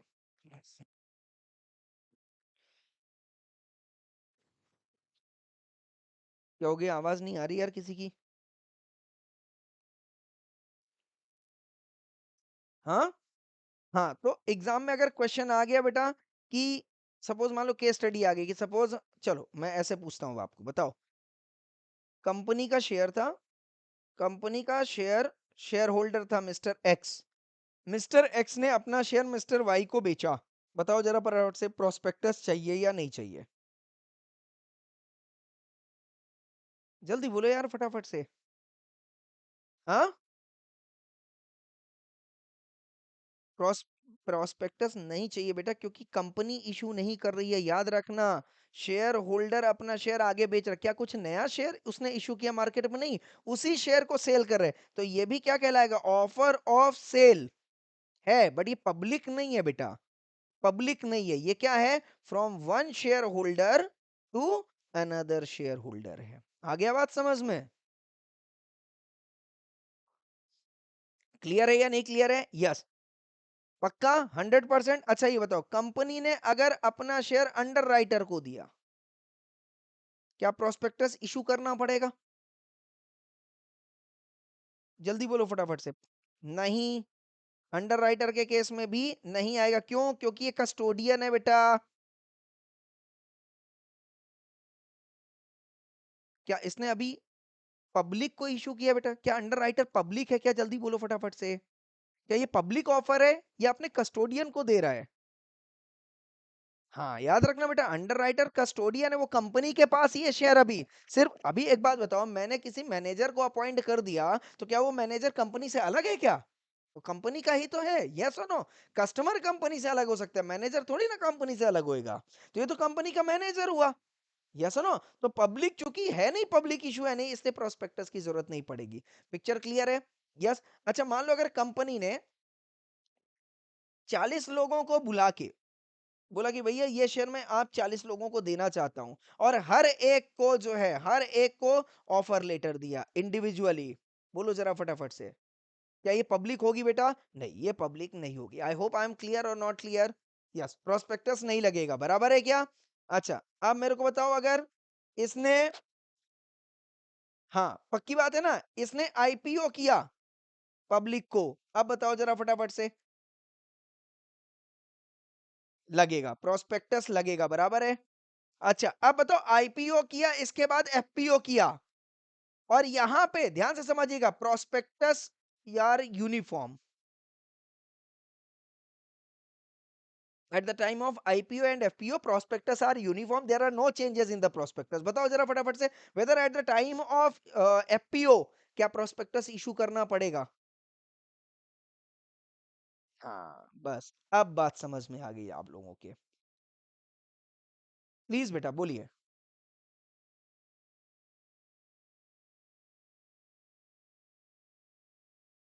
नहीं, कंपनी पे डिपेंड नहीं करता, कंपनी के सिचुएशन पे डिपेंड करेगा बेटा। अब एक बात बताओ, आप एफपीओ कर रहे हैं, शेयर है, ठीक है, शेयर की प्राइस रिमेन सेम है, ठीक है, बोर्ड ऑफ डायरेक्टर्स भी सेम है, ठीक है, नंबर ऑफ शेयर होल्डर्स भी सब कुछ सेम है, ओके, कैपिटल स्ट्रक्चर भी आपका सेम है, डिविडेंड पॉलिसी भी आपकी सेम है, सब कुछ सेम है। और अगर आपको कुछ चेंज करने की जरूरत नहीं है, तो बताओ जरा फटाफट से, फिर से प्रोस्पेक्टस इशू करने की जरूरत पड़ेगी क्या? हाँ, तो अनलेस, तो लॉजिक सी बात है ना कि अगर प्रोस्पेक्टस में कुछ चेंज ही नहीं हुआ है, तो अपन प्रोस्पेक्टस क्यों इशू करें, है ना? और if there is a change in the prospectus, if there is a change in the content mentioned in the prospectus, then yes, at the time of FPO also prospectus required to be published. I hope I am clear. Exam में question यहां से बराबर तरीके से पूछा जा सकता है, पूछा जा सकता है क्या? यस, पूछा जा सकता है बेटा। आई होप आई एम क्लियर। हाँ हाँ, प्लीज बेटा बोलिए ना। नो, अंडर राइटर्स, सी ब्रोकर्स, आप अंडर राइटर्स को ब्रोकर बोल सकते हो, उसमें कोई प्रॉब्लम नहीं है। आ रहा है बात समझ? बट ब्रोकर वो होते हैं बेटा जो सेबी के थ्रू भी आते हैं, तो सेबी के द्वारा अपॉइंट किया गया ऑथराइज ब्रोकर अलग है। आ रहा है बात समझ में? यस और नो? अंडर राइटर्स ब्रोकर हो सकता है, बट हर एक ब्रोकर अंडर राइटर नहीं हो सकता है। I hope I am clear. हाँ, अंडर राइटर के पास ब्रोकर वाला लाइसेंस होना चाहिए, बट हर एक अंडर राइटर ब्रोकर है, पर हर एक ब्रोकर अंडर राइटर नहीं हो सकता। आई होप आई एम क्लियर। हाँ, और बताइए, और कुछ डाउट है तो? देखो, एकदम सिंपल सा समझ लो कॉन्सेप्ट को। अगर एक्ट में ब्रोकर वर्ड भी दिया, अंडर राइटर वर्ड भी दिया, इसका मतलब है कि दोनों का मतलब अलग अलग होएगा, तभी ये दो शब्द आए हैं। बोलो हाँ या ना। सीधी सी बात है। भाई अगर अगर अगर ब्रोकर बस से काम चल जाता तो भाई मैं सिर्फ ब्रोकर ही बोलता, अंडर राइटर जैसी चीजें ही नहीं आती। अंडर राइटर शब्द इसीलिए आया क्योंकि मैं उसको कुछ स्पेसिफिकली काम दे रहा हूं। है ना, सारे ही सारे सारे के लोग सारे चार्टर्ड अकाउंटेंट है, बट क्या सारा चार्टर्ड अकाउंटेंट सेम है क्या? नहीं, सारा चार्टर्ड अकाउंटेंट सेम नहीं हो सकता है। तो ऑथराइज्ड ब्रोकर तो एक अथॉरिटी है जो सेबी ने दी हुई है कि जैसे आईसीआई ने बना दिया आपको सीए, पर आप जरूरी है क्या कि सीए हो तो आपको टैक्स ऑडिट आएगा ही, आपको मर्चेंट बैंकर। अच्छा एक बात बताओ, सीए क्या मर्चेंट बैंकर हो सकता है बेटा? हो सकता है, बट क्या हर एक सीए मर्चेंट बैंकर है क्या? नहीं। आई होप आई एम क्लियर। हाँ, क्लियर है नहीं क्लियर बेटा? यस। तो अभी तक हमने ये दो समरी कवर कर ली। तीसरी समरी देखो जरा यहाँ पे फटाफट से। ओके, ना अब क्या बोल रहे हैं यहाँ पे, date of publication of prospectus. Date of publication prospectus क्या बोला, date indicated in the prospect. अभी 26(1) में दिखाया था क्या कि एवरी प्रोस्पेक्टस के पास क्या होना चाहिए, डेट होना चाहिए। तो जो भी प्रोस्पेक्टस में आपने डेट लिख दिए बेटा, उसी डेट को क्या माना जाएगा, deem to be the date of its publication. बोलो हाँ या ना। Date indicated in the prospectus, समझ में आ रहा है कि नहीं आ रहा है? Deem to be the date of its publication, मतलब मैंने क्या बोला है साहब, एक बात बताओ। प्रोस्पेक्टस जो है क्या पब्लिक डॉक्यूमेंट है बेटा? यस, पब्लिक डॉक्यूमेंट है तो क्या होना चाहिए, पब्लिश होना चाहिए कि नहीं होना चाहिए? होना चाहिए। है ना, तो कब पब्लिश हुआ है ऐसा माना जाएगा, उस तारीख को पब्लिश हुआ माना जाएगा जो तारीख जो है प्रोस्पेक्टस में लिखी है। I hope I am clear. Yes और नो? यस। तो थर्ड इसका की पॉइंट आप याद रखिएगा बेटा, क्या बोला मैंने, क्या बोला मैंने, date of publication of prospectus, date indicated in the prospectus shall be deem to be the date of its publication. I hope I am clear. Yes, तो ये वाला भी पॉइंट क्लियर हो गया। Provisions of subsection 26(1) shall not be apply in two cases. कौन सा case, एक तो एग्जिस्टिंग मेंबर को, और दूसरा यूनिफॉर्म होना चाहिए। I hope I am clear. मतलब जब आप बेटा एग्जाम देने जाओगे ना, तो इतना बस आप पढ़ लोगे तो आपका सेक्शन 26 क्लियर हो जाएगा। These are the key points related to section 26। I hope I am clear. बोलो फटाफट से। यस, और एग्जाम में अगर क्वेश्चन आएगा बेटा, तो इन्हीं 9 ब्लॉक में से क्वेश्चन आएगा, ध्यान रख लीजिएगा आप। ये जो 9 ब्लॉक आपको दिख रहे हैं। हाँ बोलो बेटा, क्या बोल रहे हो? हाँ, ओनली ओनली 2 केसेस। नहीं, प्रोस्पेक्टस नहीं, यहाँ पे 26(1) नहीं लग रहा है, पब्लिक इशू वाले केस में। ओनली ओनली पब्लिक इशू वाले केस में मैंने ऐसा, इसमें साफ साफ लिखा हो, provision of 26(1) shall not be applied, and 26(1) talks only about the public issue. Private placement तो पहले ही नहीं लग रहा है, बराबर है ना। अंडर राइटर पहले ही नहीं लग रहा है, सिर्फ 26(1) किसकी बात कर, पब्लिक इशू के केस में। तो पब्लिक इशू जब आप कर रहे होगे, तो इन दो टाइम पे बस प्रोस्पेक्टस नहीं इशू होएगा। आई hope I am clear with this. हाँ, इसका मतलब ये ना कि प्राइवेट प्लेसमेंट में, हाँ प्राइवेट प्लेसमेंट में प्रोस्पेक्टस इशू हो जाएगा, ऐसा नहीं। प्राइवेट प्लेसमेंट को तो 23 ने ही मना कर दिया था कि उसमें प्रोस्पेक्टस नहीं लग रहा है। आ रहा है बात समझ में? 23(1) ने बोला था प्रोस्पेक्टस के साथ आप पब्लिक इशू करो, पर हर पब्लिक इशू में नहीं लगेगा, ये कौन बोल रहा है, 26(2) बोल रहा है। I hope I am clear.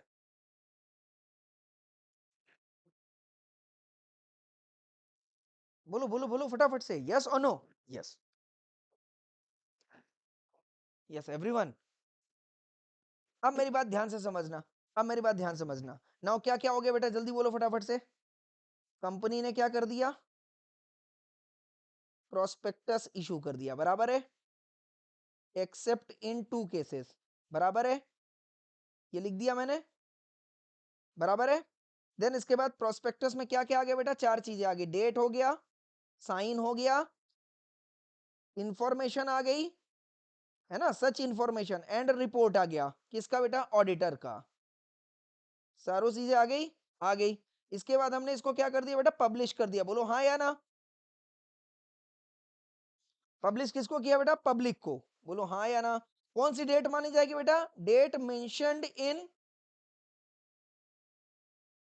Prospectus. बराबर है? यस और नो?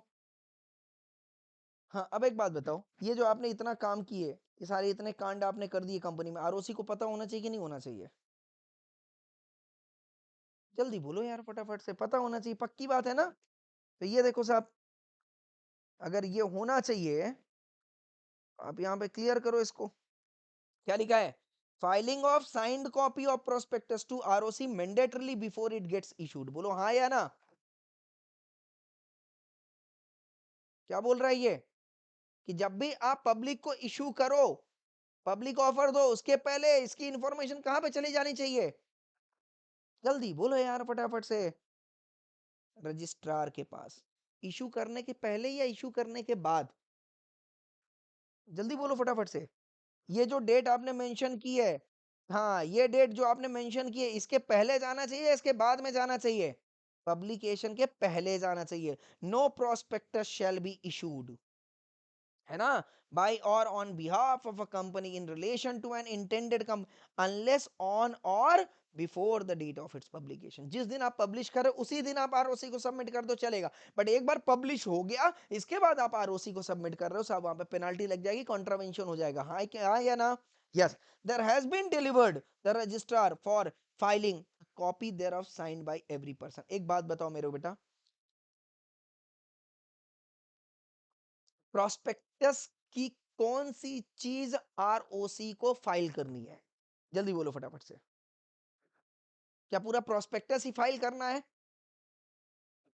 जल्दी बोलो।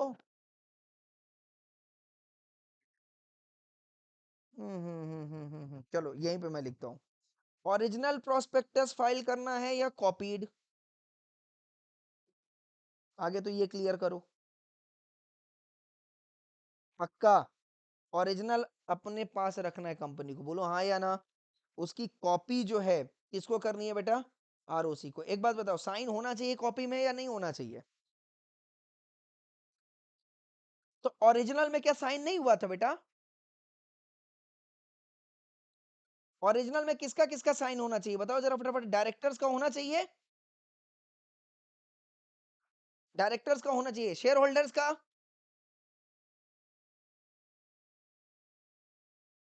शेयर होल्डर का? जल्दी बोलो यार, फटाफट से।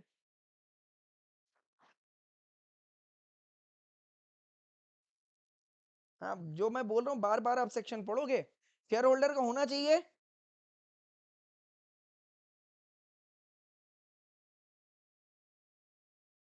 जल्दी जल्दी, कम ऑन एवरीवन, इतना टाइम मत लो यार।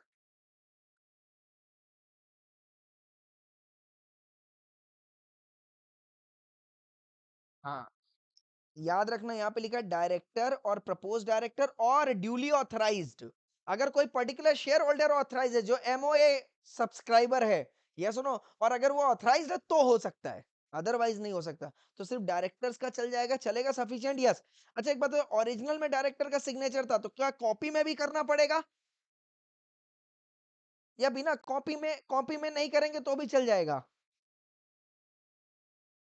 हाँ, यहाँ पे आप देखो, शब्द मैंने जो लिखा है बेटा, एकदम साफ साफ लिखा हुआ है। क्या लिखा हुआ है?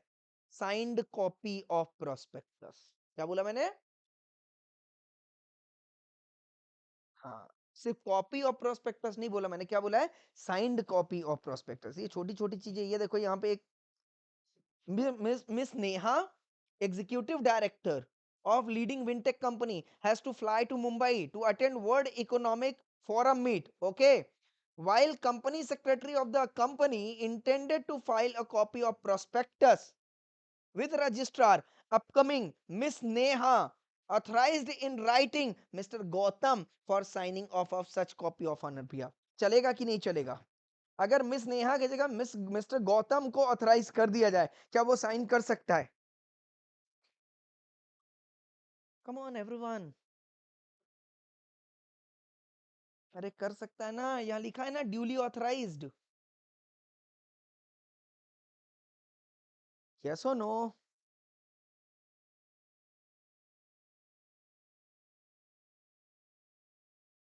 एवरीवन क्लियर और नॉट क्लियर? बोलो बच्चा लोग, बोलते क्यों नहीं हो? हाँ कर सकता है ना, यस, क्योंकि वर्ड यहाँ पे क्या दिया हुआ है बेटा, ड्यूली ऑथराइज्ड अटॉर्नी, है ना, और इसने राइटिंग में दिया हुआ था। ओरली दिया होता तो चल सकता है क्या? नहीं चल सकता सर, ओरली नहीं चलेगा, राइटिंग में चाहिए। क्लियर और नॉट क्लियर? यस। अब मेरे को एक बात बताओ जल्दी से फटाफट से, प्रोस्पेक्टस में कितनी चीजें आनी चाहिए? डेट आना चाहिए, यस और नो, साइन होना चाहिए, सच इंफॉर्मेशन चाहिए, ऑडिट रिपोर्ट चाहिए, बोलो हाँ या ना, यस और नो। तो एक बात बताओ, ये ऑडिट रिपोर्ट कौन बनाएगा? सीए। सीए कौन है बेटा? एक्सपर्ट, यस और नो। तो क्या बताओ, एक्सपर्ट का भी स्टेटमेंट चाहिए होगा या नहीं चाहिए होगा? प्रोस्पेक्टस में चाहिए होगा, देख एकदम लॉजिकली बता रहा हूँ, लॉजिकली बता रहा हूँ कि क्या प्रोस्पेक्टस में एक्सपर्ट का भी स्टेटमेंट चाहिए? और अगर चाहिए बेटा तो ये देखो, एक्सपर्ट का चाहिए होगा तो ये लिखा है conditions in regard to expert statement. तो अभी बोलता है अगर एक्सपर्ट का स्टेटमेंट चाहिए तो व्हाट आर द कंडीशन, बोलता है साहब एक्सपर्ट मतलब कौन, एसोसिएटेड पर्सन या इंडिपेंडेंट होना चाहिए? क्या लगता है आपको? हाँ तो ये पहला वर्ड आ गया, prospectus issued under subsection 1 shall not include a statement made by an expert। बोलता है साहब नहीं करना चाहिए, स्टेटमेंट नहीं करना है, ऐसा बोल रहा है, ये करना है, करना है, बोलता है unless such expert is a person. बोले साहब उस एक्सपर्ट का नहीं करना जो कि engaged और इंटरेस्टेड इन फॉर्मेशन और proportion of management of the company. उस स्टेटमेंट का मत करना, किसका करना? जो कि ना हो। आ गया बात समझ में? मतलब इंडिपेंडेंट होना चाहिए, एक्सपर्ट मस्ट बी क्या होना चाहिए बेटा, बोलो ना। हाँ, पिक्चर क्लियर है, यस और नो? यस। अच्छा ये बताओ, जो रिटन कंसेंट दे या जो रिटन कंसेंट ना दे, रिटन कंसेंट देना चाहिए, और वो रिटन कंसेंट विड्रॉ नहीं होना चाहिए, बोलो हाँ या ना। और ये सारे स्टेटमेंट क्या प्रोस्पेक्टस में होने चाहिए? Yes, the statement to that effect shall be included in the prospectus. I hope I am clear, समझ में आ गया? ये भी एक अपने आप में एग्जाम में क्वेश्चन आ सकता है कि भैया एक्सपर्ट कैसा होना चाहिए जो प्रोस्पेक्टस को अप्रूवल दे, तो कैसा होना चाहिए बेटा? who should not be engaged or interested in the formation or promotion or management of the company। दोनों ही बोल दिया, फॉर्मेशन में भी नहीं, प्रमोशन में भी नहीं, मैनेजमेंट में भी नहीं। और दूसरा क्या है, रिटन कंसेंट देना चाहिए कि हाँ भाई मैं इशू, जो प्रोस्पेक्टस इशू हो रहा है उसमें मैं अपनी अहम भूमिका निभा रहा हूं, और वो कंसेंट जो है विड्रॉ नहीं होना चाहिए उसके द्वारा। आ गया बात समझ में? यस और नो? यस, तो फिर आप जो है कवर कर सकते हो। क्लियर और नॉट क्लियर? यस और नो? ये स्टेटमेंट की जरूरत क्यों पड़ी? क्योंकि आईसीआई कमेंट कर रहा है purpose of subsection 5 is to ensure independence of expert. Subsection 5 क्या बात कर रहा है, क्यों दिया गया है? ये इसलिए दिया गया कि एक्सपर्ट की इंडिपेंडेंसी जो है वो हमेशा मेंटेन रहे, इसलिए सबसेक्शन 5 की जरूरत है। I hope I am clear. ये क्लियर हो गया, ये क्लियर हो गया, बराबर है क्या? कंडीशन रिगार्ड क्या होना चाहिए बेटा? इंडिपेंडेंट होना चाहिए, प्लस रिटन कंसेंट होना चाहिए, यस नो, नॉट विदड्रॉन होना चाहिए। I hope I am clear, yes. समझ में आ रहा है? ये गाड़ी समझ में आ रही, गाड़ी ऐसे चल रही है हमारी, ये अभी इस पे आते, चलो next point. Clear everyone? Yes. अच्छा अगर ये सारी चीजें हैं बेटा, क्या डिस्क्लोज होनी चाहिए प्रोस्पेक्टस में या छुपा के रखना है इसको? हाँ देखो यहाँ पे लिखा है ना, copy has been delivered for filing to the registrar. क्या लिखा है? Every prospectus shall on the face, उसके मुंह पे, है ना, क्या बोल रहा है साहब? कॉपी ऑफ डिलीवर्ड, जो भी आपने रजिस्टर को कॉपी डिलीवर की है, कहां पे डिलीवर किया था बेटा? सबसेक्शन 4 में किया था ना, ये रहा, जो आपने सबसेक्शन 4 में कॉपी ऑफ साइंड प्रोस्पेक्टस, याद आ रहा है क्या? कॉपी ऑफ साइंड प्रोस्पेक्टस जो आपने आरओसी को दिया था, वो उसके मुंह पे छपा होना चाहिए, वो लिखा है यहाँ पे, every prospectus shall on face of it, बराबर है क्या? दिखा होना चाहिए कि भैया इसकी एक कॉपी मैंने आरओसी को दे दी है। And number 2, specify any document to be attached to the copy so delivered. समझ में आ गया क्या? यस और नो? मतलब इसके साथ, कॉपी के साथ क्या जाएगा बताओ जरा फटाफट से? ऑडिट रिपोर्ट जाएगी या नहीं जाएगी? एक्सपर्ट का स्टेटमेंट जाएगा कि नहीं जाएगा? प्रॉफिट एंड लॉस जाएगा, बैलेंस शीट जाएगा, पूरा पूरा डॉक्यूमेंट जो है प्रोस्पेक्टस में अटैच होना चाहिए या नहीं होना चाहिए? होना चाहिए। तो दो चीजें होना चाहिए, क्या क्या होना चाहिए? एक तो मैंने भाई साइंड कॉपी ऑफ प्रोस्पेक्टस जो थी वो मैंने सबमिट कर, उसके साथ साथ जो भी एनेक्सर्स है वो प्रोस्पेक्टस के पहले ही पन्ने पे जो है दिखना चाहिए, मतलब उसका मेंशन होना चाहिए। आ रहा है बात समझ में? यस और नो? स्पेसिफाई, स्पेसिफाई मतलब लिखा होना चाहिए कि ये चीजें मैंने आरओसी को दी हुई है। I hope I am clear. ये वाला पॉइंट क्लियर हो गया? यस, बहुत बढ़िया। देन नेक्स्ट पॉइंट आते हैं बेटा, वैलिडिटी ऑफ द, अच्छा जो आपने प्रोस्पेक्टस इशू किया उसकी वैलिडिटी कितनी होनी चाहिए? 90 डेज। कितनी होनी चाहिए बेटा? जल्दी बोलो फटाफट से। 90 डेज कहां से? 90 डेज यहां से बेटा, यहां से जिस दिन आपने पब्लिश किया है ना वहां से 90 डेज होना चाहिए। I hope I am clear. Up to 90 days from the date of filing of sign copy to ROC, याद रहेगा? बहुत बढ़िया। और अगर आपने ऐसा नहीं किया, कैसा नहीं किया बेटा, ये सबसेक्शन 1 से लेके सबसेक्शन 8 तक, तो रेडी हो जाओ, मिनिमम 50,000, मैक्सिमम 3 लाख, कंपनी को भी और जितने इंडिविजुअल डायरेक्टर्स हैं उनको भी। बोलो हाँ या ना? सेक्शन 26 क्लियर है बेटा, सेक्शन 26 क्लियर है। I hope I am clear with this. बोलो जरा फटाफट से। चलो ये स्टेटमेंट एक बता दो जरा फटाफट से, the copy of prospectus submitted with registrar for filing need to be duly signed by majority of directors. बोलो हाँ या ना, सही है या गलत?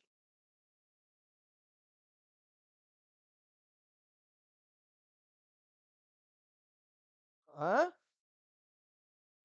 ऑथर डायरेक्टर्स लिख दिया तो ऑथराइज क्यों चाहिए?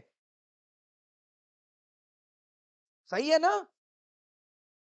आंसर गलत है बेटा, मेजॉरिटी लिखा हो, मेजॉरिटी नहीं, ऑल डायरेक्टर्स चाहिए। मजे ले रहे बेटा तुम लोग। क्या लिखा है यहाँ पे? Need to be duly signed by majority of directors, ये सारे डायरेक्टर्स? अरे कहने का मतलब बोर्ड ऑफ डायरेक्टर्स की बात कर रहा है। बोलो हाँ या ना? क्या लिखा है? Every person. क्या लिखा है? Every person who is a director और प्रपोज डायरेक्टर, जो डायरेक्टर है या जो डायरेक्टर अभी बनने वाले हैं उनका अपॉइंटमेंट लेटर आ गया है। बोलो हाँ या ना? हाँ, ऐसे दिमाग में रखना, छोटी छोटी चीजें मजे ले लेंगी एग्जाम में। यस, किसी को कोई डाउट है बेटा 26 में? जल्दी बोलो फटाफट से।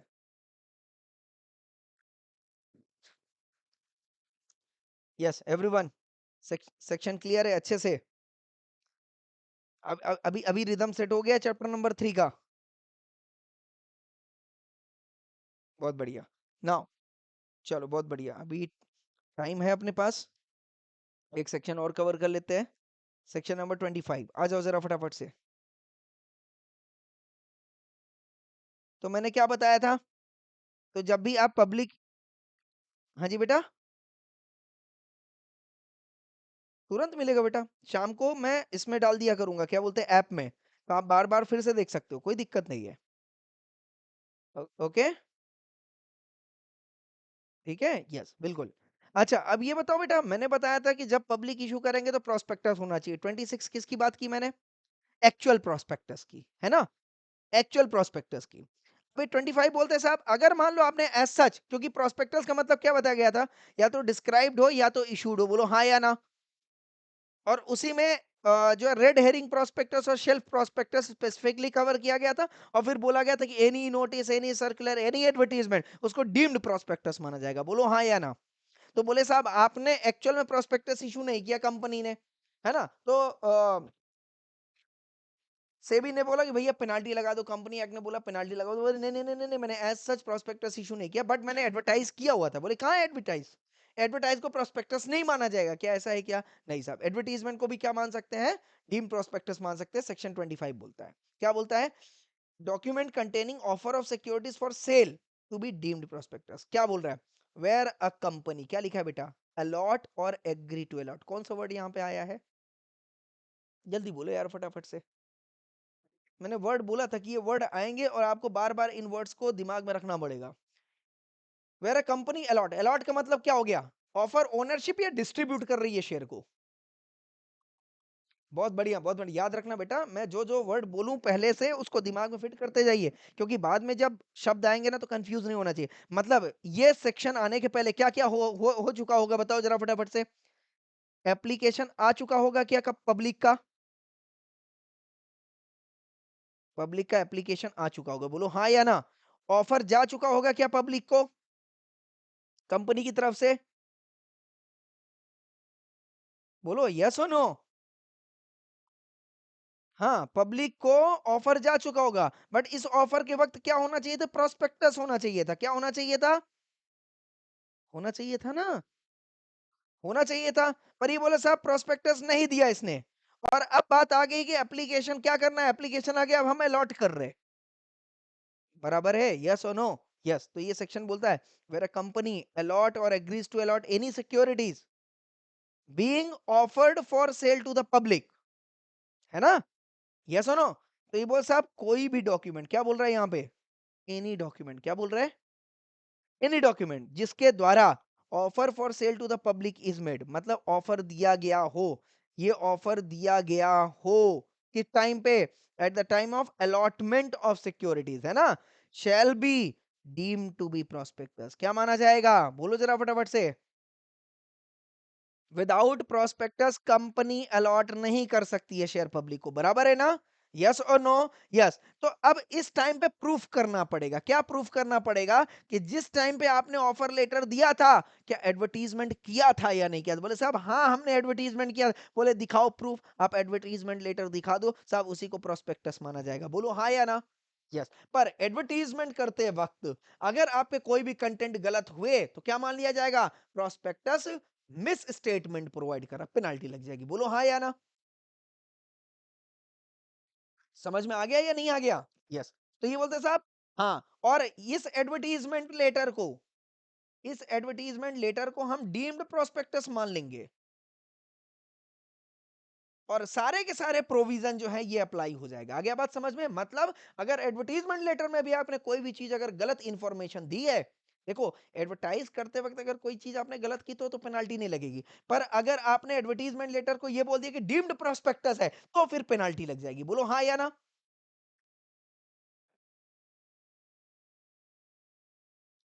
समझ में आया मैंने क्या बोला? आपने प्रोस्पेक्टस अलग से इशू किया हो और एडवर्टीजमेंट लेटर भी दिया हो, बराबर है? तो उस केस में एडवर्टीजमेंट लेटर को प्रोस्पेक्टस माना जाएगा क्या? नहीं माना जाएगा, क्योंकि एक्चुअल प्रोस्पेक्टस है।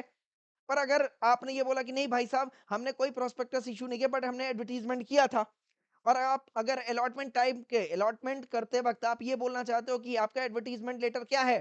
प्रोस्पेक्टस है, तो मैं मान लूंगा डीम प्रोस्पेक्टस, बट जैसे ही मैं उसको डीम प्रोस्पेक्टस मानूंगा 26 वाली पूरा का पूरा सेक्शन अप्लाई हो जाएगा, मतलब 50,000 से 3 लाख की पेनाल्टी लग जाएगी ना अगर आपने कोई इंफॉर्मेशन गलत दिया होगा। बोलो हाँ या ना? समझ में आ गया या नहीं आ गया? यस और नो? देखो यहाँ पे लिखा है ना, as to the liability in respect of misstatement. समझ में आया? कोई भी आपने चीज गलत लिखी हो या आप भूल गए हो लिखने से या अदरवाइज कोई भी चीज है ना, उसके लिए पेनाल्टी बेटा 34, 35, 36, 37, 38। जो आपने कॉन्ट्रैक्ट एक्ट में पढ़ा था ना बेटा, क्या पढ़ा था? मिस रिप्रेजेंटेशन एंड फ्रॉड पढ़ा था। हाँ, ये दोनों चीजें कवर होंगी, उसके साथ साथ civil liability plus criminal liability. तो सिविल लाइबिलिटी आएगी मिस रिप्रेजेंटेशन के केस में, क्रिमिनल लाइबिलिटी आ जाएगी फ्रॉड के केस में। यही बोल रहा है 34 से लेके 38 तक कवर करेंगे अपन सेपरेटली। क्लियर और नॉट क्लियर एवरीवन? यस। ठीक है, shall apply with the modification. ठीक है, तो वो सारी चीजें हम अप्लाई, कहने का मतलब कोई भी डॉक्यूमेंट, क्या बोला मैंने? यहाँ पे देखो क्या लिखा है यहाँ पे। Yes. If a company allots or agrees to allot any share or debenture through offer of sale to public, then any document can be deemed to be a prospectus by which offer of sale to the public is made. Simple से इतना याद रख लिया, sub section 1 cover हो गया। बराबर है? ये सुनो, और सारे के सारे रूल्स एंड रेगुलेशंस अप्लाई हो जाएंगे। ये सुनो, यस। अब ये बोलते हैं साहब, ध्यान से समझिएगा। Allotment of securities presumed to have been made, presumption as to deem prospectus. अगर आपने इसको डीम प्रोस्पेक्टस माना है, आ रहा है बात समझ में? क्या बोलता है? For the purpose of this act it shall B evidence, मान लिया जाएगा ये जो आपने डीम्ड प्रोस्पेक्टस बनाया, इसका एविडेंस क्या होगा बेटा? Allotment or an agreement to securities was made with a view to securities being offered for the sale to the public if it is shown ये अगर प्रोस्पेक्टस एडवर्टीजमेंट लेटर को अगर आप प्रोस्पेक्टस मानना चाहते हो, डीम्ड प्रोस्पेक्टस, क्या बोल रहा है ये? डीम्ड प्रोस्पेक्टस क्या बोल रहा है? That an offer for sale to the public was made within 6 months after the allotment or agreement to allot. क्या बोल रहा है साहब? That an offer of the securities or any of them for sale to the public was made within 6 months। मतलब आज अगर allotment हो रहा है तो आपने जब ऑफर लेटर दिया हो या एडवर्टीजमेंट किया हो, इन दोनों के बीच का गैप कितना होना चाहिए बेटा? 6 months। समझ में आ गया? तो डीम्ड प्रोस्पेक्टस कब माना जाएगा बेटा? जल्दी बोलो फटाफट से। अलॉटमेंट से जो ऑफर लेटर का जो गैप है वो कितना होना चाहिए? 6 months। तो ये 90 डेज वाला कॉन्सेप्ट क्या था? 90 डेज वाला कॉन्सेप्ट क्या था बेटा? कि जब आपने साइंड, हाँ साइंड कॉपी की हो ना आरओसी को, हाँ या ना, उससे 90 डेज के अंदर क्या होना चाहिए? प्रोस्पेक्टस पब्लिश हो जाना चाहिए। बोलो हाँ या ना।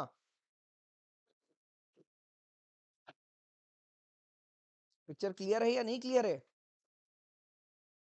ये लिखा है validity, sorry validity of the prospectus issued, हाँ, up to 90 days from the date of filing of signed copy of ROC. तो प्रोस्पेक्टस की जो वैलिडिटी रही, मैंने क्या लिखा है? पब्लिश नहीं, सॉरी, वैलिडिटी ऑफ प्रोस्पेक्टस, है ना? तो प्रोस्पेक्टस की वैलिडिटी कब रहेगी बेटा? जल्दी बोलो फटाफट से। जिस दिन आरओसी को आपने साइंड कॉपी दे दिया है उससे प्लस 90 डेज। या सुनो, इसके बाद क्या हो जाएगा बेटा? वो प्रोस्पेक्टस क्या हो जाएगा? अगर आपने, हाँ जी, क्या हो जाएगा? बोलो ना।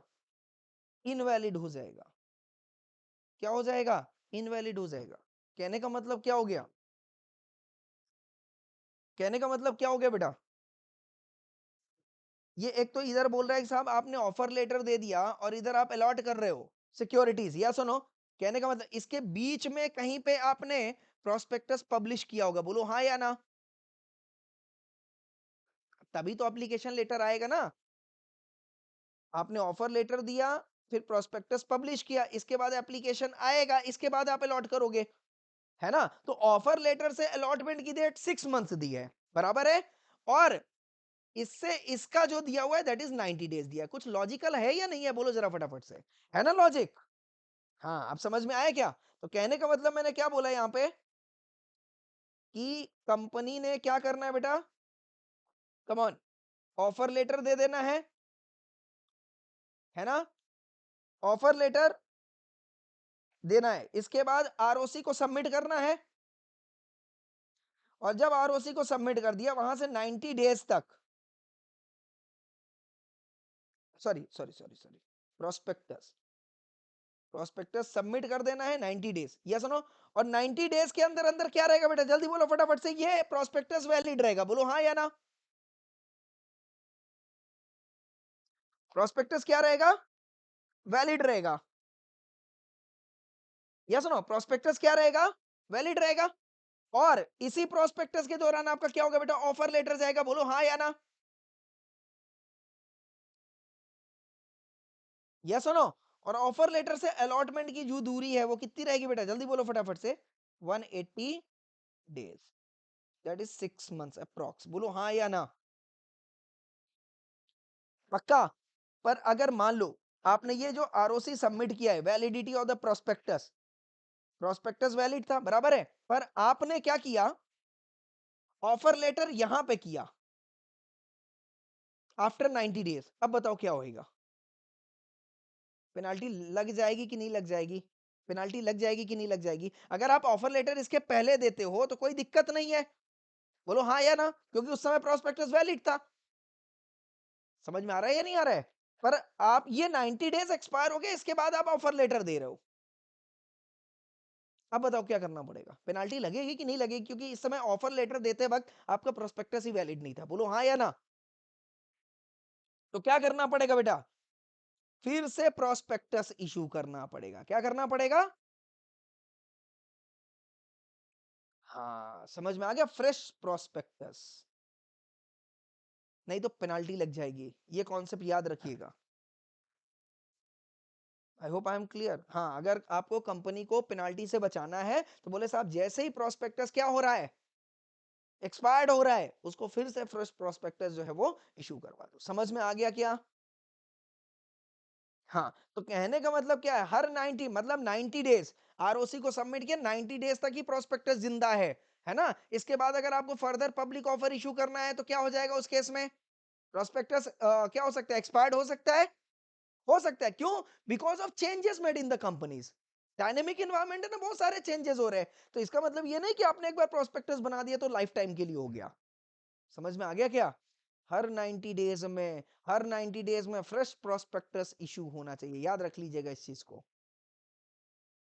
हर 90 डेज में, यस और नो। पर आपको हर बार हर 90 डेज में नहीं करना, पर कब करना है? जब eight the time of public offer आप कर रहे हो और वो 90 डेज अगर एक्सपायर हो गया तो एक बार फिर से आप प्रोस्पेक्टस के लिए अप्लाई कर दे। जो भी चेंजेस है ना, उसको आप उसमें ऐड करें और प्रोस्पेक्टस के लिए अप्लाई कर दे। I hope I am clear with this everyone.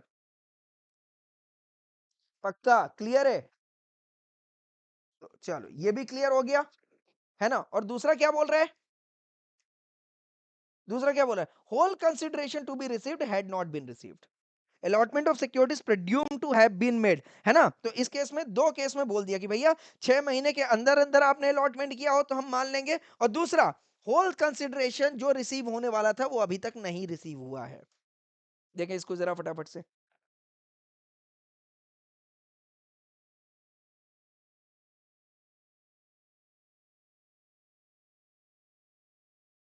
25, yes, ये रहा यहाँ पे। For the purpose of this act it shall B evidence that, है ना?